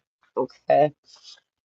But either way, so what is this? So yes, they've been looking for you specifically. Like they've been calling you in. They've been manifesting you. They've been looking for you, and they feel like they found you. So now they're trying to approach in their own ways, in their own time. The tree card, Seven of Cups, I feel like you could have a whole lot of people interested in you. You're a unicorn. But this person sees it as you don't, people can't tell you're a unicorn. They got to get to know you. They got to talk to you more. They got to like give you second chances and things like this. Like you're not what you seem. And this person can't figured that out. And they feel like no one else really figures it out unless they try to. So there's a sense of like feeling like keeping you like no one realizes that you're this unicorn because if other people realize that they're gonna come for you and they're gonna have to then now this person might have competition. And I feel like and it's just that's just how it is. I feel like a lot of people want this type of person with them. That's like this person here that we're talking about. A lot of people like that person. This person probably has a whole lot of friends, right? But I feel like you don't. So they're like, that's because you're like this person's best kept secret, dare I say. So they've been trying to pursue you for who knows how long. But their current thoughts and feelings about you right now is it's all making sense to them. They're starting to figure it all out. Like, you know what I mean? And they've only even cared to figure that out because they're so interested in you. This is somebody that wants to like date you. but you might be unavailable right now. You might not be dating, and they're like, that's fine, don't date. I'm still figuring things out. But like the moment they feel like you are available and maybe you are looking to try to date, they're gonna come in and they're gonna try to be that date. They're gonna, you know what I mean? They might even try to, this person's maybe not fully ready to date either, so they're trying to like get ready to like fully commit to someone and then approach you and then they're, you know what I mean, there's space for you. This person's making sure they got room for you and all this stuff because you're his priority and you know you're his destiny even with that sword and rose card. That's how he feels about it. But either way, I hope you enjoyed and that was some entertainment for you. And you have a good day. Ah, my stomach feels better, so I can read file 3. It's waves. I don't know. When I start having stomach issues, I have to go check my ketones. So I'll be checking my ketones after this. Okay. But either way, hello, pile 3. And this is the Lily's card, and it's for your person's current thoughts and feelings about you. Their current thoughts and feelings about you. It might not even be your person, but either way, Lily's King of Swords. This is what they think of you. I feel like they find you very smart. They think you're very intellectual. They think you're very serious, very stiff. Okay, if you've ever let loose in front of this person, I feel like they're including that. Like this is somebody that like it's almost like they're teasing you. Like they're teasing the fact that you're so serious, you're so stiff. You know, this is somebody that wants to tickle you just to try to like fuck with you a little, to get you to like try to help you like chill out. I don't know, they want to like poke you or like they'll like shoulder bump you or something. Okay? The Fox card. This person's attracted to you. Okay, this is making me think of like side eye. Okay, like this person speaks body language a lot. They like to touch, they like to hug. This is a hugger. They like to hug. Things like this. Self-indulgence, I feel like they only hug themselves. No one hugs this person, but they want to hug you. This is somebody that has hugged you. And they miss it. They want to hug you again. They like, want you in their arms. I don't know, they want to squeeze on you. Something like this. This is sexual. Hey, they're having sexual thoughts about you. This if this is a man, he like just woke up and he's got morning wood or something. Calm down, Cerberus. Okay, if this is a woman, same thing. She's got morning bean. She's got the morning bean for you. I don't know, this person had a sex dream about you, maybe. Or it could have just been a dream where you guys hugged or kissed or something. It could have been sweet and romantic. Okay, but the Fox card, I feel like this person's like, listen, I may be sweet. They're like, but I just want to fuck the shit out of you. This person wants to have so much sex with you. This is too sexual. What is this?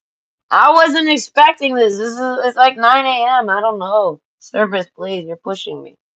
What's up? You gotta calm down today. He's got his head on me. Could really picture. Okay. So, but that's what I'm saying. This person likes to tease you sexually. They like to have sex with you. They like to touch on you. This person likes to like touch your arms. They just like touching you. This is like somebody that likes to exchange energies with you. They like to get in your energy. They like to get in your vibe. I don't know. This is like somebody, if this is like, if you're a man, this is like, so I'm picturing like a girl just rolling around on this man's lap, finding any way to get on top of him and just cuddle him and mess with him. And I feel like all just to get close to him. Excuses, reasons. This is like the Fox card. This person's gonna do the and put their arm around you. So like if this is a girl, good luck. Girls can't do that move. All right, but either way, this person's constantly plotting and thinking and trying to get ways to get close to you and just touch you and I feel like hold you and I feel like feel you. Things like this. It's very sexual. Okay, but the self-indulgence card. All right, I feel like you wouldn't know it. This person just masturbated and they're reading a book now. Someone walks up on them and they're like, "Oh, good thing you weren't here 2 minutes ago. I had my hand in my pants." What's up? They close the book. Yeah. Like this person like thinks on you a lot. Okay. Renewal, if this is an ex, they want to be back together. Okay, the whip card. They feel like you're their soulmate. The stars card, they feel like you're their destiny. Oh no, Six of Cups, they feel like y'all belong together. Okay? Frivolity, though, is delicate. This person's like the type of person that they want to like request songs to you, send song requests to you. Okay, because I'm hearing that song Delicate from Taylor Swift. The video is all about her meeting up with somebody secret. So I feel like this person would love to secretly meet up with you. I feel like openly meet up with you. Uh, go on a date with you, invite you over, and just sit there and mess with you all night. This person just likes to hang. This is somebody that's like a really like they're very friendly, all right, but sexual friendly. This person wants sexual friendliness with you. I feel like this is what they provide you. Okay, this person clearly wants to be like a boyfriend or girlfriend. This is if it's not your boyfriend or girlfriend, this is somebody that they should be. This person's crazy over you. Oh, stabbed in the back. Okay, with the renewal card. So it was in reverse. So it hits a bit different. Like there's a sense of what has happened. Backstabbery has happened. Y'all aren't together. Y'all should be together. This person's crazy over you. You know what I mean? This is like this is what I'm saying. I want to say they went gaga over you. Like they're crazy over you. And they like it. They like this. I don't know. And what they're thinking about you, they feel like the Fox card. They're like, what is there? There's a side glance. There's a side eye to this. Like, hey, like they like you want them as much as they want you. They're like, as much as this person wants to be touching and tickling you and like, getting all up on you, finding reasons to get close to you and bump into you and finding reasons to make contact and reasons to touch you, they're like, you do too. Okay? They're like, this person feels like it's reciprocated. Okay? But there's a stab it in the back aspect. There's something that has happened, but I feel like no one's backstabbed anyone. This is like y'all broke up. You think they cheated on you, and then they think you cheated on them, and nobody cheated on anybody. But that's not really necessarily what happened. But like y'all break up for a bunch of bullshit, and it's because you both are feeling stabbed in the back by the other. And I feel like, and being in separation like this, it's mutual. Heartbreak, pain, separation, deception, and shocking attack. Okay, so it's like this person feels like we're not together because you backstabbed me, because I want to be with you and you know that. And I feel like, and you're over there saying, no, no, I want to be with you, and you stabbed me in the back. We're not together because of what you did. And in the end, neither of you really did anything. See what I mean? Except for like lovers' quarrels. You know what I mean? Like you guys are just too in love with each other, and you're just like imagining things are happening to you know what I mean? And I feel like both of you have all eyes on each other. Like there's no one else to look at but you. You know what I mean? Like this person is just they go crazy for you type of thing. Okay, but either way, stabbed in the back. Okay, they think that you've stabbed them in the back, that they like you, they're not with you, and it's because you maybe don't want to be with them. And they're like, and if you don't want to be with me, it's because you've stabbed me in the back. You've done something wrong and you're afraid of me. You don't want to talk to me. That this person thinks you're scared to talk to them because you've done something wrong to them. And this person's like, all I want to do is just get back to what we were doing. The renewal card, time to begin again, stronger and better. They're like, let's go at it again.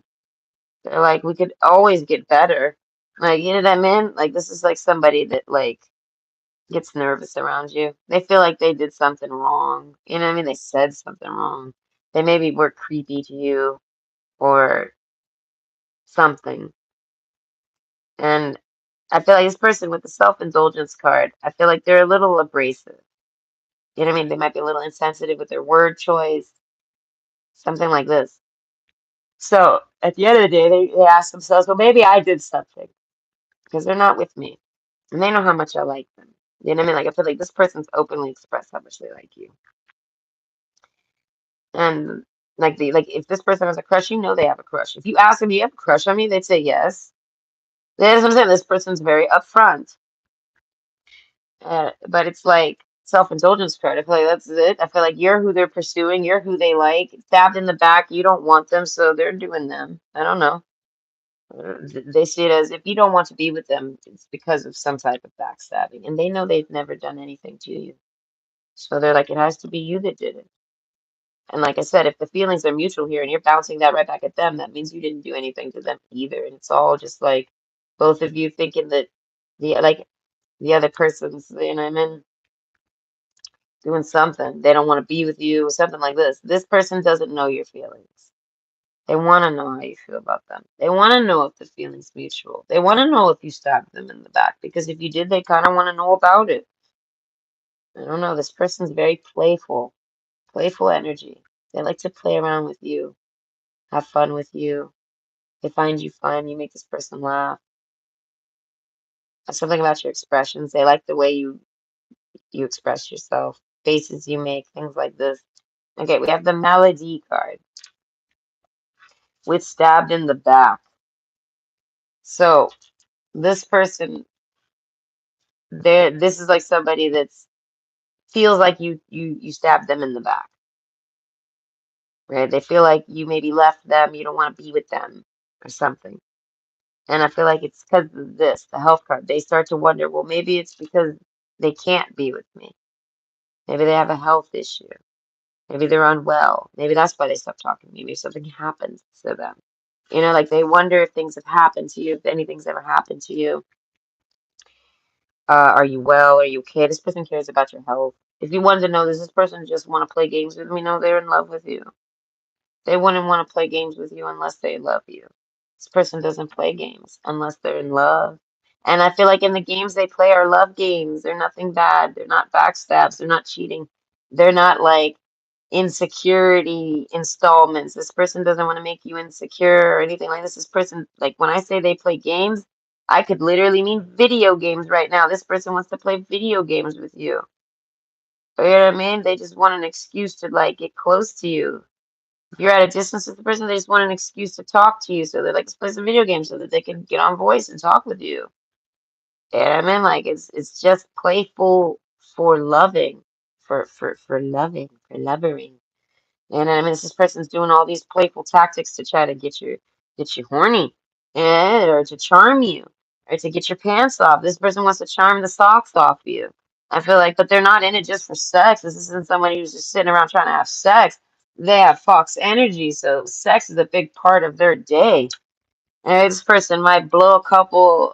This person might masturbate a few times a day if they want to.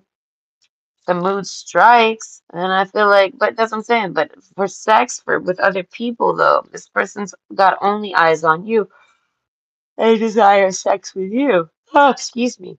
And this person's not trying to cheat on you, or they're not even looking around. I feel like you're not even with them. They feel like the relationship's over.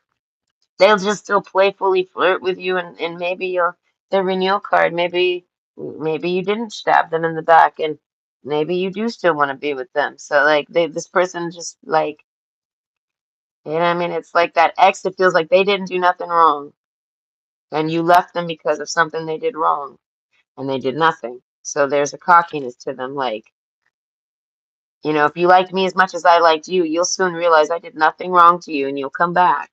You know, I mean, this person's never like lost their feelings for you. You know what I mean? Like you might not even talk to this person very much or not even talk to them at all, but they still got feelings for you. They still care about you. They want if you're unwell and you're not talking to them because you're unwell, they're hoping you get better so that you can talk to them again. And I mean, whatever strife you have, if you've been stabbed in the back by anyone, this is somebody that wants to help you with anything like this. I feel like so they could be with you. This is somebody that feels like you're held back from them from something. Something has happened, but it wasn't them. And they're like, eventually you'll see that was not me. And I'm going to be here still thinking about squeezing on you, rubbing on you, snuggling up on you. They're like tickling you, playing games with you. They're like, I'm still going to be thinking about that while you figure out who did this to you, who hurt you, who offended you, who did something. They're like, because it ain't me. And it's like they just know it. I don't know, something like this. So This is like somebody that it's not they're sitting around waiting for you to come back. They're just kind of hoping you come back. You know what I mean? They see it as if they left for that. That didn't happen. So they'll come back. Question mark? I don't know, but I'm holding out feelings for them. They're like, I got feelings for you still. And they're like, and there's no hate on that. They're like, I never didn't have feelings for you. You know what I mean? Like this person like that is very open about their feelings. They don't care if you know that. They're like, I like and love you and want more of you. They're like, you need to know that. No one else needs to know that. Other people can know that, but you, of all people, have to know that. You have to know that. I have to tell you that. You need to know that about me, that I like you, want you, and want more of you.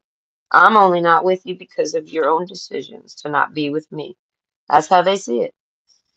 And it's like because the listen, I feel like it's back. Like it's not mirrored, but kind of like whatever y'all separated on. This person thinks you maybe did that to them. They correct themselves. They're like, no. They think I did that to them, and they're like, oh, but I didn't do anything to them. So I'll be here when they figure that out. Okay, so that's why I said this person's just hoping you're well. They hope you're healthy, happy, safe, things like this. Because if they see it as if they're ever going to get to be with you, renewal card, if they're ever going to get to be with you again, like this is somebody that was with you. If they're ever going to get to be with you again, it's got to be after you figure this out. So they're wishing you the best, genuinely. They're always hoping that everything you're doing works out good so that you can be available. This person wants to date you, they feel like you're unavailable. And they want you to become available, all right, because they still want you, they still like you, they still, you know what I mean, they still think on you. They still care about you.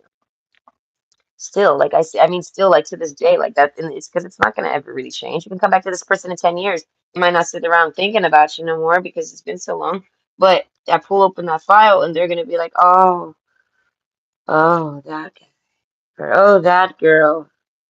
Ah, that's the one that got away. You know, like there's a romanticness to it. Like they're not bitter, they're not mad. They're just it's a nice time. They remember. Like, you know what I mean? Like that was a nice one. And they feel like if they're not with you, then they must have did something and they just don't know about it. And they're like, I don't know. They're trying not to be too hard on themselves about it, about anything. This person's trying not to be very serious about things. They feel like you're very serious though. So they can understand like if you don't want to play around with them, if you don't find it fun. This is like somebody that doesn't flirt with people unless they're trying to date them, and I feel like they don't flirt often.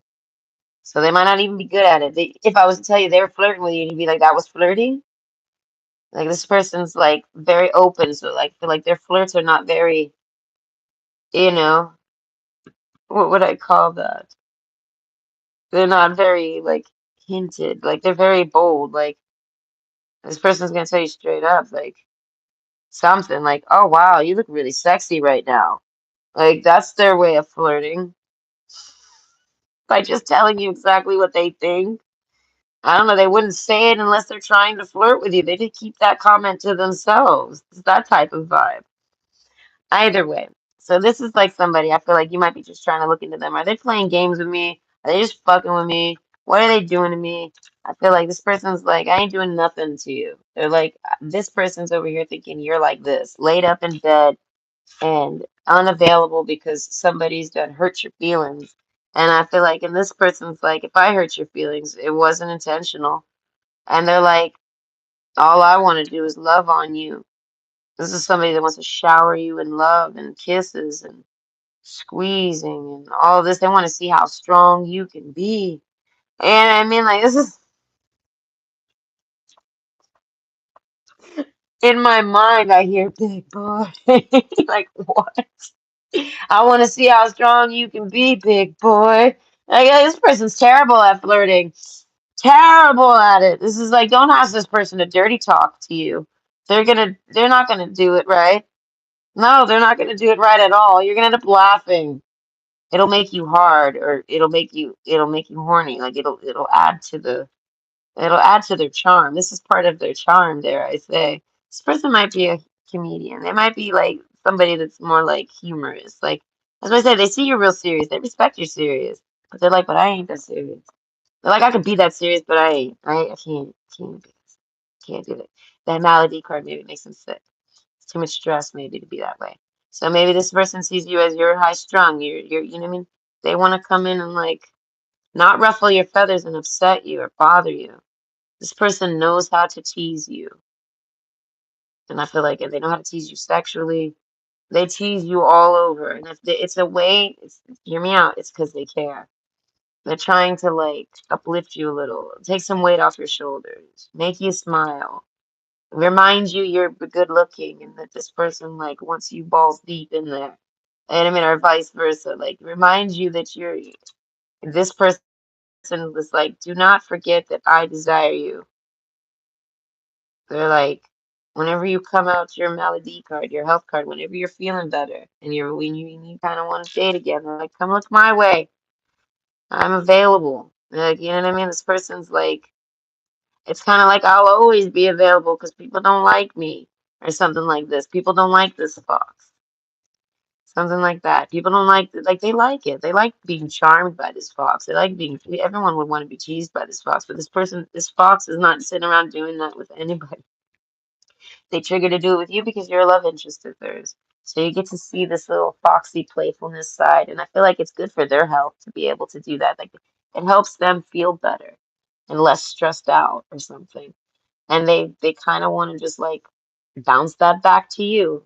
This is like somebody that wants to pop up and say good morning to you and say hi, I don't know, just to let you know that they're thinking about you. They thought about you this morning and they would want to talk to you. They know you're busy, but have a good day. You know what I mean? Like, I don't know. This is like somebody that constantly doesn't want you to get too serious to the point where you forget how, like I said, how desirable you are. And I feel like not just by this person, but by all sorts of people. Whether they say it or not, this person's like, I'll speak for all of them because they're too fucking stupid to say it. They're too shy to say it. They're too egotistical to say it. They're too something. This person doesn't care. This person will confess that they like you to probably to the day they die. And they'll always like you. This person fell in love with you. I feel like, but real love, not like emotional, like manipulative love, like where like you played a like some type of manipulation game and this is love. No, this person's not in that type of game. This person's gonna just tease you, play with you, like mess with you, but all ways that they know and can feel and sense that make you feel better. This person cares about your health. This person feels like like you do too much maybe. This person worries about these things. This is like a spouse. Like, whoa, Fox, okay? Who knew that this Fox over here is spouse of the year, but they're not your spouse. They're no one's spouse. But they care about you like they would a spouse. The soulmate card, the wit card. This is somebody that wants to see you. Like if you have a job where you don't gotta work hard and you make good money, they're happy for you. They don't want to see you work hard. You know what I mean? This is like somebody that wants to make your wishes come true or something. Like they want to see you get everything you want. They feel like you deserve it. Something like this. The stars card. This person, like, you know what I mean? So if you're unwell and you have a cold, this person wishes you don't. You know what I mean? If whatever you got going on that holds you back from dating, they wish you don't. You know, they want your whole life to be what it needs to be for you to be happy. You get what I mean? This is like somebody that cares about your happiness. They may or may not care about other people's happinesses too. But when I talk about you, they care a lot about it. They feel like if they can get you in a happy place and you got the job you like, you got the house you like, you got the things you like, they're like, then you can be with me. They're like the person you like. You know what I mean? Like this person wants you to have the best of everything and they see themselves as like the best for you. So that includes that. And I feel like and this person's got a lot of patience. So it's like this is somebody that cheers you on, like genuinely, not condescendingly. They might do it condescendingly as a joke, but you read it that way. You get what I'm saying? This person, they're an entertainer, I would say. That's why they're so good at this. This person's great at entertaining people. And it's making me think of a card in one of my decks called the Drowned King. Oh, I hurt my elbow. Okay, and they kind of see you as that. This is like somebody that's like they feel the need to get close to you to cheer you up. Like, like you're a king and you need your gesture. And I mean, but this person's not a gesture. This person's not a joke. This person's not a clown. This person ain't none of that. At the end of the day, this person's like, probably more serious than you. You just wouldn't know it because if I behave as serious as I want to, I will make myself sick. Like this person will get sick if they're too serious. So they've learned to cut back, let loose. You know what I mean? Like indulge in that side, the self-indulgence card of like their non-serious side. You know what I mean? Embrace it more. Be more in non-serious. And I feel like it was serious. They genuinely had to do this or they would die from it, from being sick. And so they've learned to do this and be friendly and be immature and not be so serious. You know what I mean? Like, and they want you to not have to always be so serious. They find your seriousness charming. They like that you're serious. I feel like this is somebody that could never be attracted to somebody who isn't serious. But they're like, but at the end of the day, they're like, don't be too serious. Okay, they're like, because being too serious could is no good. So this person they like to kind of roll up on you and try to cheer you up. You know what I mean? And this person's got sexual desire for you. And so they would want to cheer you up sexually. This is like somebody that would be like they would show you their tits and be like, look at my tits. Stop what you're doing and just stare at my nipples and like lift their shirt. They're like, and just look at them. Okay. They're like, now take it in. Okay. You're welcome. Your blood pressure has been lowered by 10 points. Okay. And then they'd walk away. See what I mean? Like that's pretty funny in my opinion, but it's true too at the end of the day. They care about your health, this person. Maybe you have blood pressure. This person cares about your blood pressure issues. If you have any type of issue, and this person knows about it, they care about it. Like they want it to go away. And I mean, they want you to have a better life. This is how they see it. And if you have the best life, they're like, all you're missing is me, the best person to incorporate it in. You know what I mean? Like, so it's like, this is like a good friend. This is like best friend vibes, but this is for dating. So it's kind of like that friend that, that lover and friend thing. Like this person can be your friend and can like cheer you up like a friend would. And then they can also sex you down, okay? And get you horny and make you feel all sexy and pretty. And make you like fuck you to bed afterwards. Like they fuck you so good you need to take a nap. They can do that too. And I feel like with pleasure, like this person likes you. You know what I mean? So their thoughts on you right now are they're hoping you're not being too serious. They're hoping you're not being so serious that you're working yourself sick, making yourself sick. They hope that whatever you got going on, it's good things. And it helps like, it helps you in life. And I feel like the frivolity card. I don't know. Whatever y'all's relationship is, it's a little delicate here. Oh, it's a little touchy. I feel like this person, like I said, this person thinks that you think they stabbed you in the back, and they didn't, and they got no way to prove that, so they don't. And then this is kind of like let bygones be bygones. You know what I mean? This person's very peaceful. This person cares about your inner peace.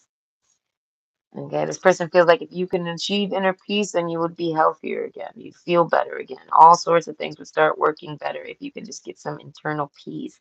And this person just kind of like likes to cheer you up. They know this is helpful. To make people laugh is always good. You might be high stress, a high stress job or high stress life or something. Very busy, very never chilling, never having chill time, something like that. And I feel like, and that's this person saying that basically that they're worried that you might be wearing yourself down. And they're like, and don't do that. If you do that, I can't date you. Do you see what I'm saying? That's genuinely how they feel. Like that's their feelings. There's no bitterness in it. This man or woman could go date someone else, and this person would still just care. Like they would care about you and what's going on with you, and they would be like, listen, if you're dating anyone else, they better fucking be treating you right. You know, they better not be treating you wrong, or you know what I mean? Because this person's like, I would treat you right. Ah, that makes me sad almost. But either way, the scythe card. This is an X for sure. All right, but they feel like whatever's pulled you apart isn't another person. It's your own doing. It's your own sicknesses or own issues or something in your life. You know what I mean? That caused it. And this person's just getting blamed for it. This person feels like they got blamed for something that they ain't even do, and now they don't even get to be with you because of it. And they're like, that's just dumb. That's just stupid. And this person's like, that's stupid. That's all they have to say about that. It's stupid. That's a stupid excuse. That's a stupid reason. That doesn't even make sense. This person like is like, if we're exes, we don't need to be. They're like, if you want me and I want you, we shouldn't be exes. This is how they think. They're also thinking on that. The scythe card, Jack of Pentacles. So it's like this person wonders maybe you don't got a lot of money. And they're like, or maybe you don't have a job. This person's always hoping that if you don't got a lot of money, they're hoping you come up on some money. If you don't got a job, they're hoping you get a job. If you got a job and you don't like it, they're hoping you have a better one. You get a better one. Like they're genuinely wanting these things for you. They feel like if they ever have a chance of getting back together with you and being with you again, it's going to be after you clean up your life or fix up whatever backstab happened to you, whatever put you down like this and made you all like bedridden and not wanting to do anything, like depression essentially. Whatever's depressed you. They're like, this person wants to be your depresso espresso. And they want to, like take a shot of me.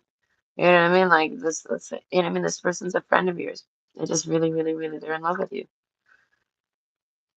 So I feel like their thoughts on you or who's done, you know what I mean? What's going on with you? How are you? Is people being nice to you? Has anyone messed with you? Is anyone deceiving you? Whoever's deceiving you, this person would confront them and tell them to go fuck themselves. All sorts of things. This person's kind of like protective over you. But I feel like secretively, shystily, indirectly, cleverly. Like this is somebody that like, okay, say you're hanging, this is like a friend situation. You guys just might be exes and you're still friends, right? You're in a friend group situation or just some type of group situation, and someone says something shitty to you. Someone puts you down, someone insults you. You don't say anything necessarily, but this person noticed, and this person's like marked it as okay. And I feel like, and they wait for the time. I feel like to stab that person dead in the back, to go straight for that person just for talking shit about you, just for doing that. Why did you say that to that person? Like this person doesn't like to see you get disrespected.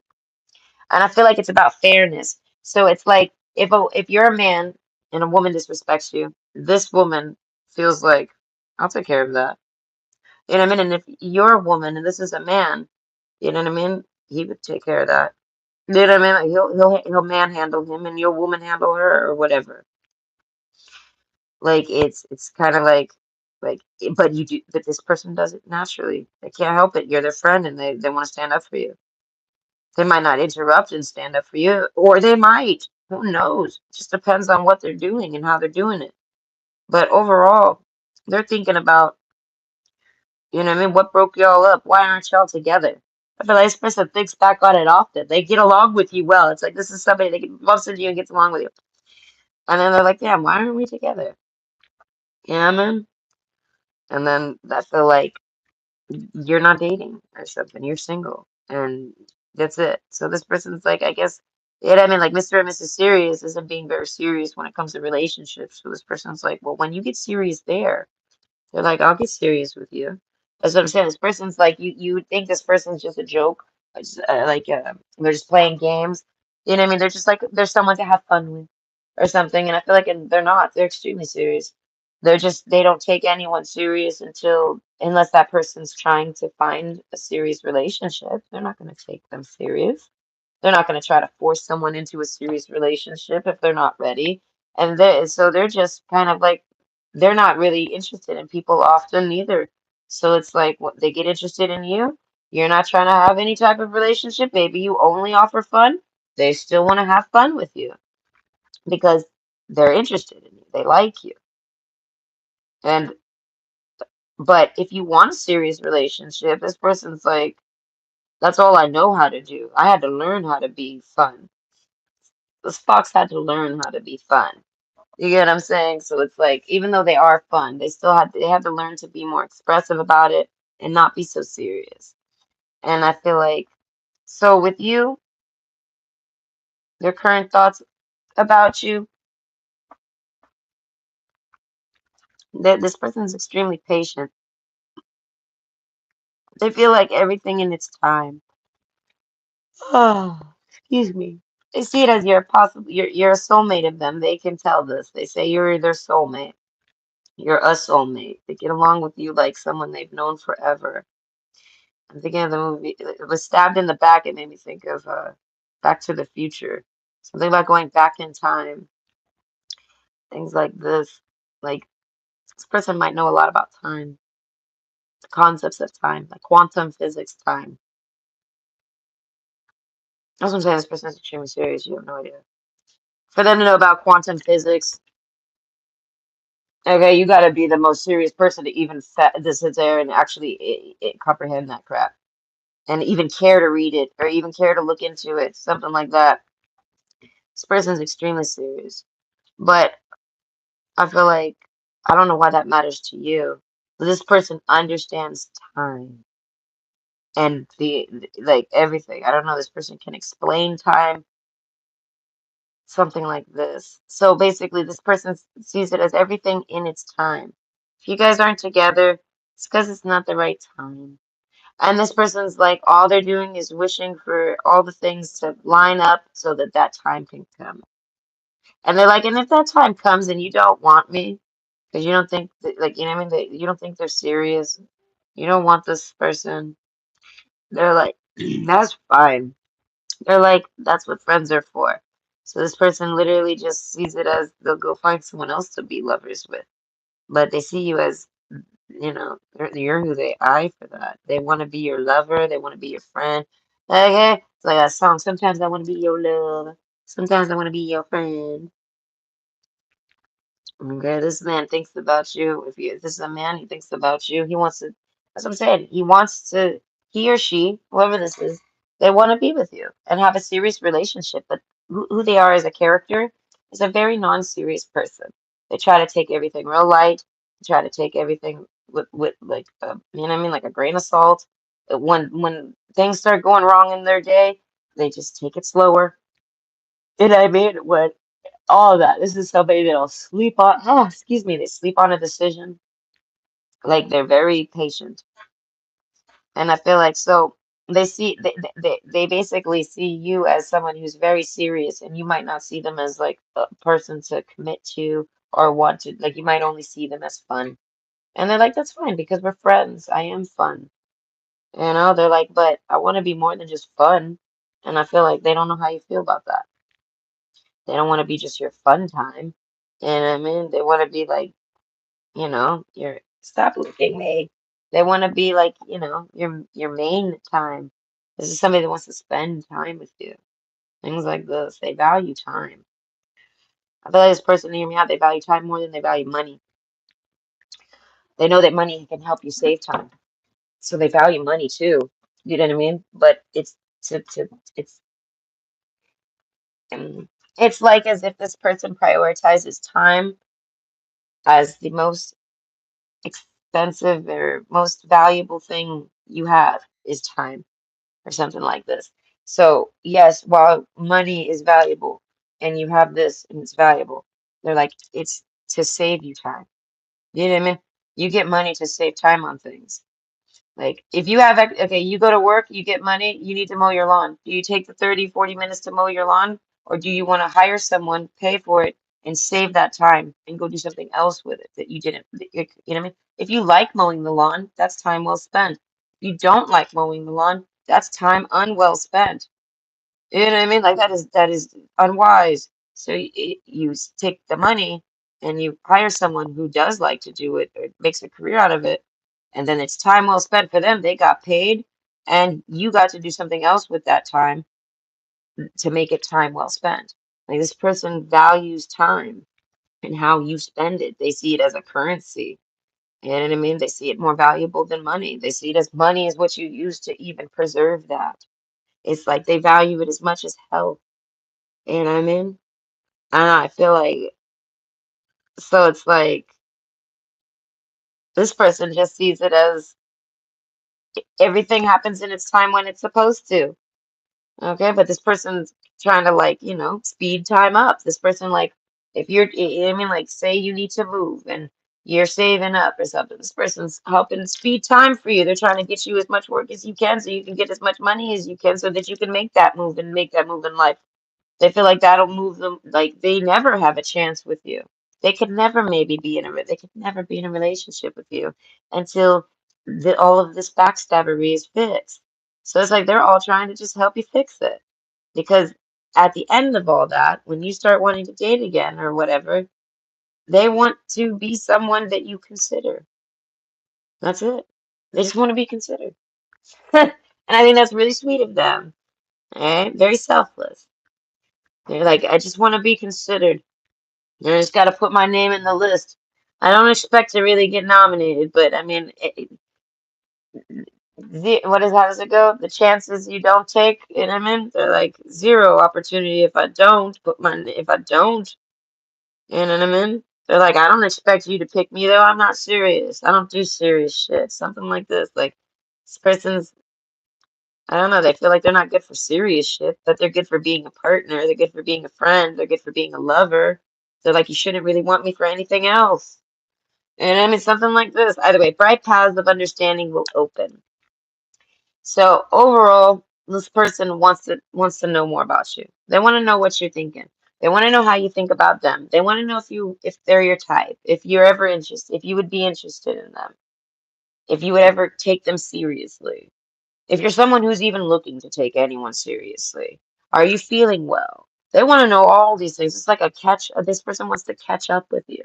It's been a while since they talked to you, or they just never really got to really go that deep with you. But this person wants to have a deep conversation with you about you and then what's going on with you. What are your plans? What are you up to?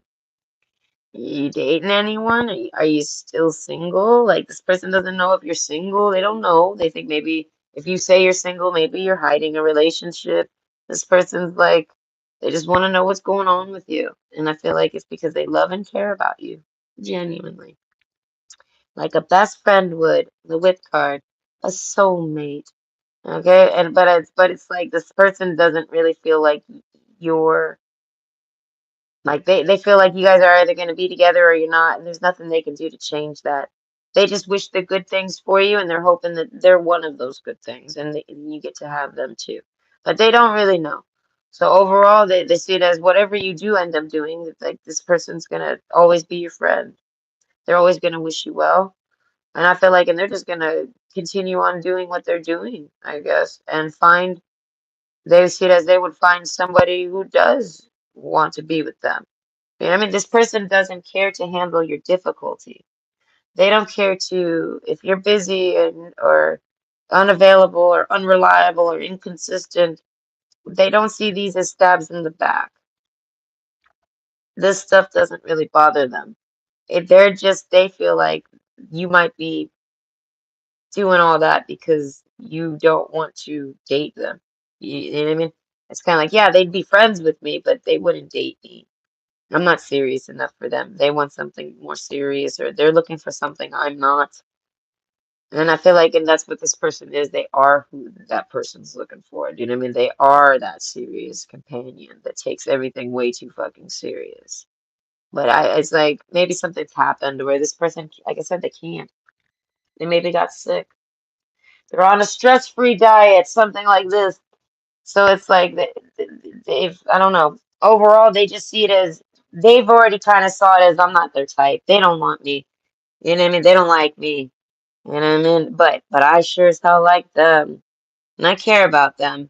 So this person's like you've heard of the bigger person. This person is the bigger person. They become the bigger person. They apologize sometimes when it's not even their fault, just to help with situations.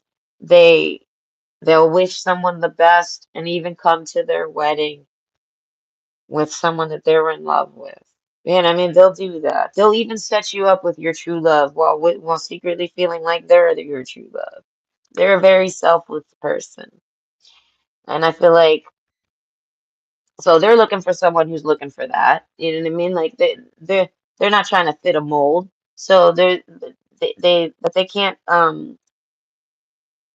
what is it? They can't change who they are. They're a friend person. They're a friendly person. They're a caring person, and you're somehow this person's friend. You whether met them for dating or you met them on at work or you've met them uh just on the streets or you've met however you met them. They be they care more about being your friend than anything else. Even if this was a dating site, this is somebody who can only get sexual and comfortable with someone that they can be friends with. So they have to mark that checkpoint off before they go any further with you. It's not even a want. They don't even want to go further with you until they feel like they're friends with you. Do you know what I mean? So if you if you meet this person and you guys have sex right away, like or like within the first few days or something, like from getting together and dating and things like this, that's how much of a friend they felt like you are. They just felt that friendly with you from the start, and that and so so they were able to. But I feel like unless they're friendly with, they can feel this friendship with people. I feel like they have zero desires to be dating. So this is somebody who's kind of always available. They're kind of like for dating or romance or you know what I mean. They have no they got no significant other. They got no person like this. And I feel like it's just because they got their eyes on you. They see it as you know what I mean. You're who they want. You're who they like. You're their friend. So they're waiting for it to see what happens with that kind of like. What's gonna happen with that? Are they gonna ever want to date me? They just want to know how you feel about them. That way they can know how to check their feelings. Oh, okay, so we'll stay just friends. And they'll put it down. But this person doesn't want to be let down softly. Because if you let this person down softly, they'll misread it maybe and think, well, maybe, you know what I mean? Like you have to be direct with this person.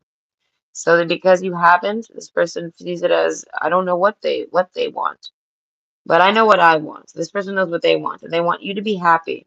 And they see it as if that includes me being with you, then it'll happen because that's all they wish for you is for what you deserve, what'll make you happy, and things like this. This person never wants to see you depressed. You know what I mean? They care about you. So right now, all they're thinking about, I feel like self-indulgence. I feel like they're thinking about you sexually. I don't know if you've had sex with this person, they think about it. Okay, focus on self-worth, time to heal, shadow work, self-appreciation. I feel like this person's about to go masturbate. And there's like straight up the seduction cards behind it. They're not even like seduced or nothing. They didn't get seduced by nothing. They're just like they start thinking on you. And I feel like and they wanna they just you know what I mean? They're wondering what you're doing. They wanna like come crawl find you, like go to your house and come find this guy and go like crawl up in his bed and you know what I mean? Start snuggling on him, start touching on him, start squeezing on him, start like nudging him, body language, you know what I mean? And then this, you know what I mean? This man and this fox, they start having sex. And I feel like and then they go to bed and everything. Like this fox wants you as like their person. Okay, they haven't claimed you as their person, but they're sitting around hoping you want to be claimed because if you tell them you want to be claimed, they're like, "You're mine. That's mine. I'll wait forever for that person if they want me." You know what I mean? But they don't know if you want them, so they're not waiting, but they still kind of are. But they're kind of not. They're kind of working both fences. Like they're if something else comes along and they like they're friends with and they start to maybe try with that person, they would probably put you down as romance and just only focus on the friends and hope that you're good and things like this. But if they don't find that, I feel like they're just focusing on you romantically because they got no one else to focus on. This is most likely, you're most likely the last person this person's had sex with. So when they think on sex, they think of the last person they've had sex with. They think of that event. And I feel like, and you, that's you. And they love this. They like to go back and think on sex with you. These are thoughts about it. They love to explore those thoughts. That's like that's one of their favorite things to do is to sit around exploring sexual thoughts with you. And I feel like even when you're not around, they sit there, like they imagine it's you in these sexual thoughts and things like this. As I say, so overall, this person just wishes you well, and they're just like a very playful energy, and they're looking for somebody that um wants that. You know what I mean? This person's very accepting. So if you don't want them, they accept that, but they're still your friend, and they still like to make you laugh. You know what I mean? Things like this, and they want to like, you know what I mean? They wish you good things, and they wish you the best, and all these things. This isn't like a real bitter person. So either way, I hope you enjoyed, and that brought you some insight, and you have a good day.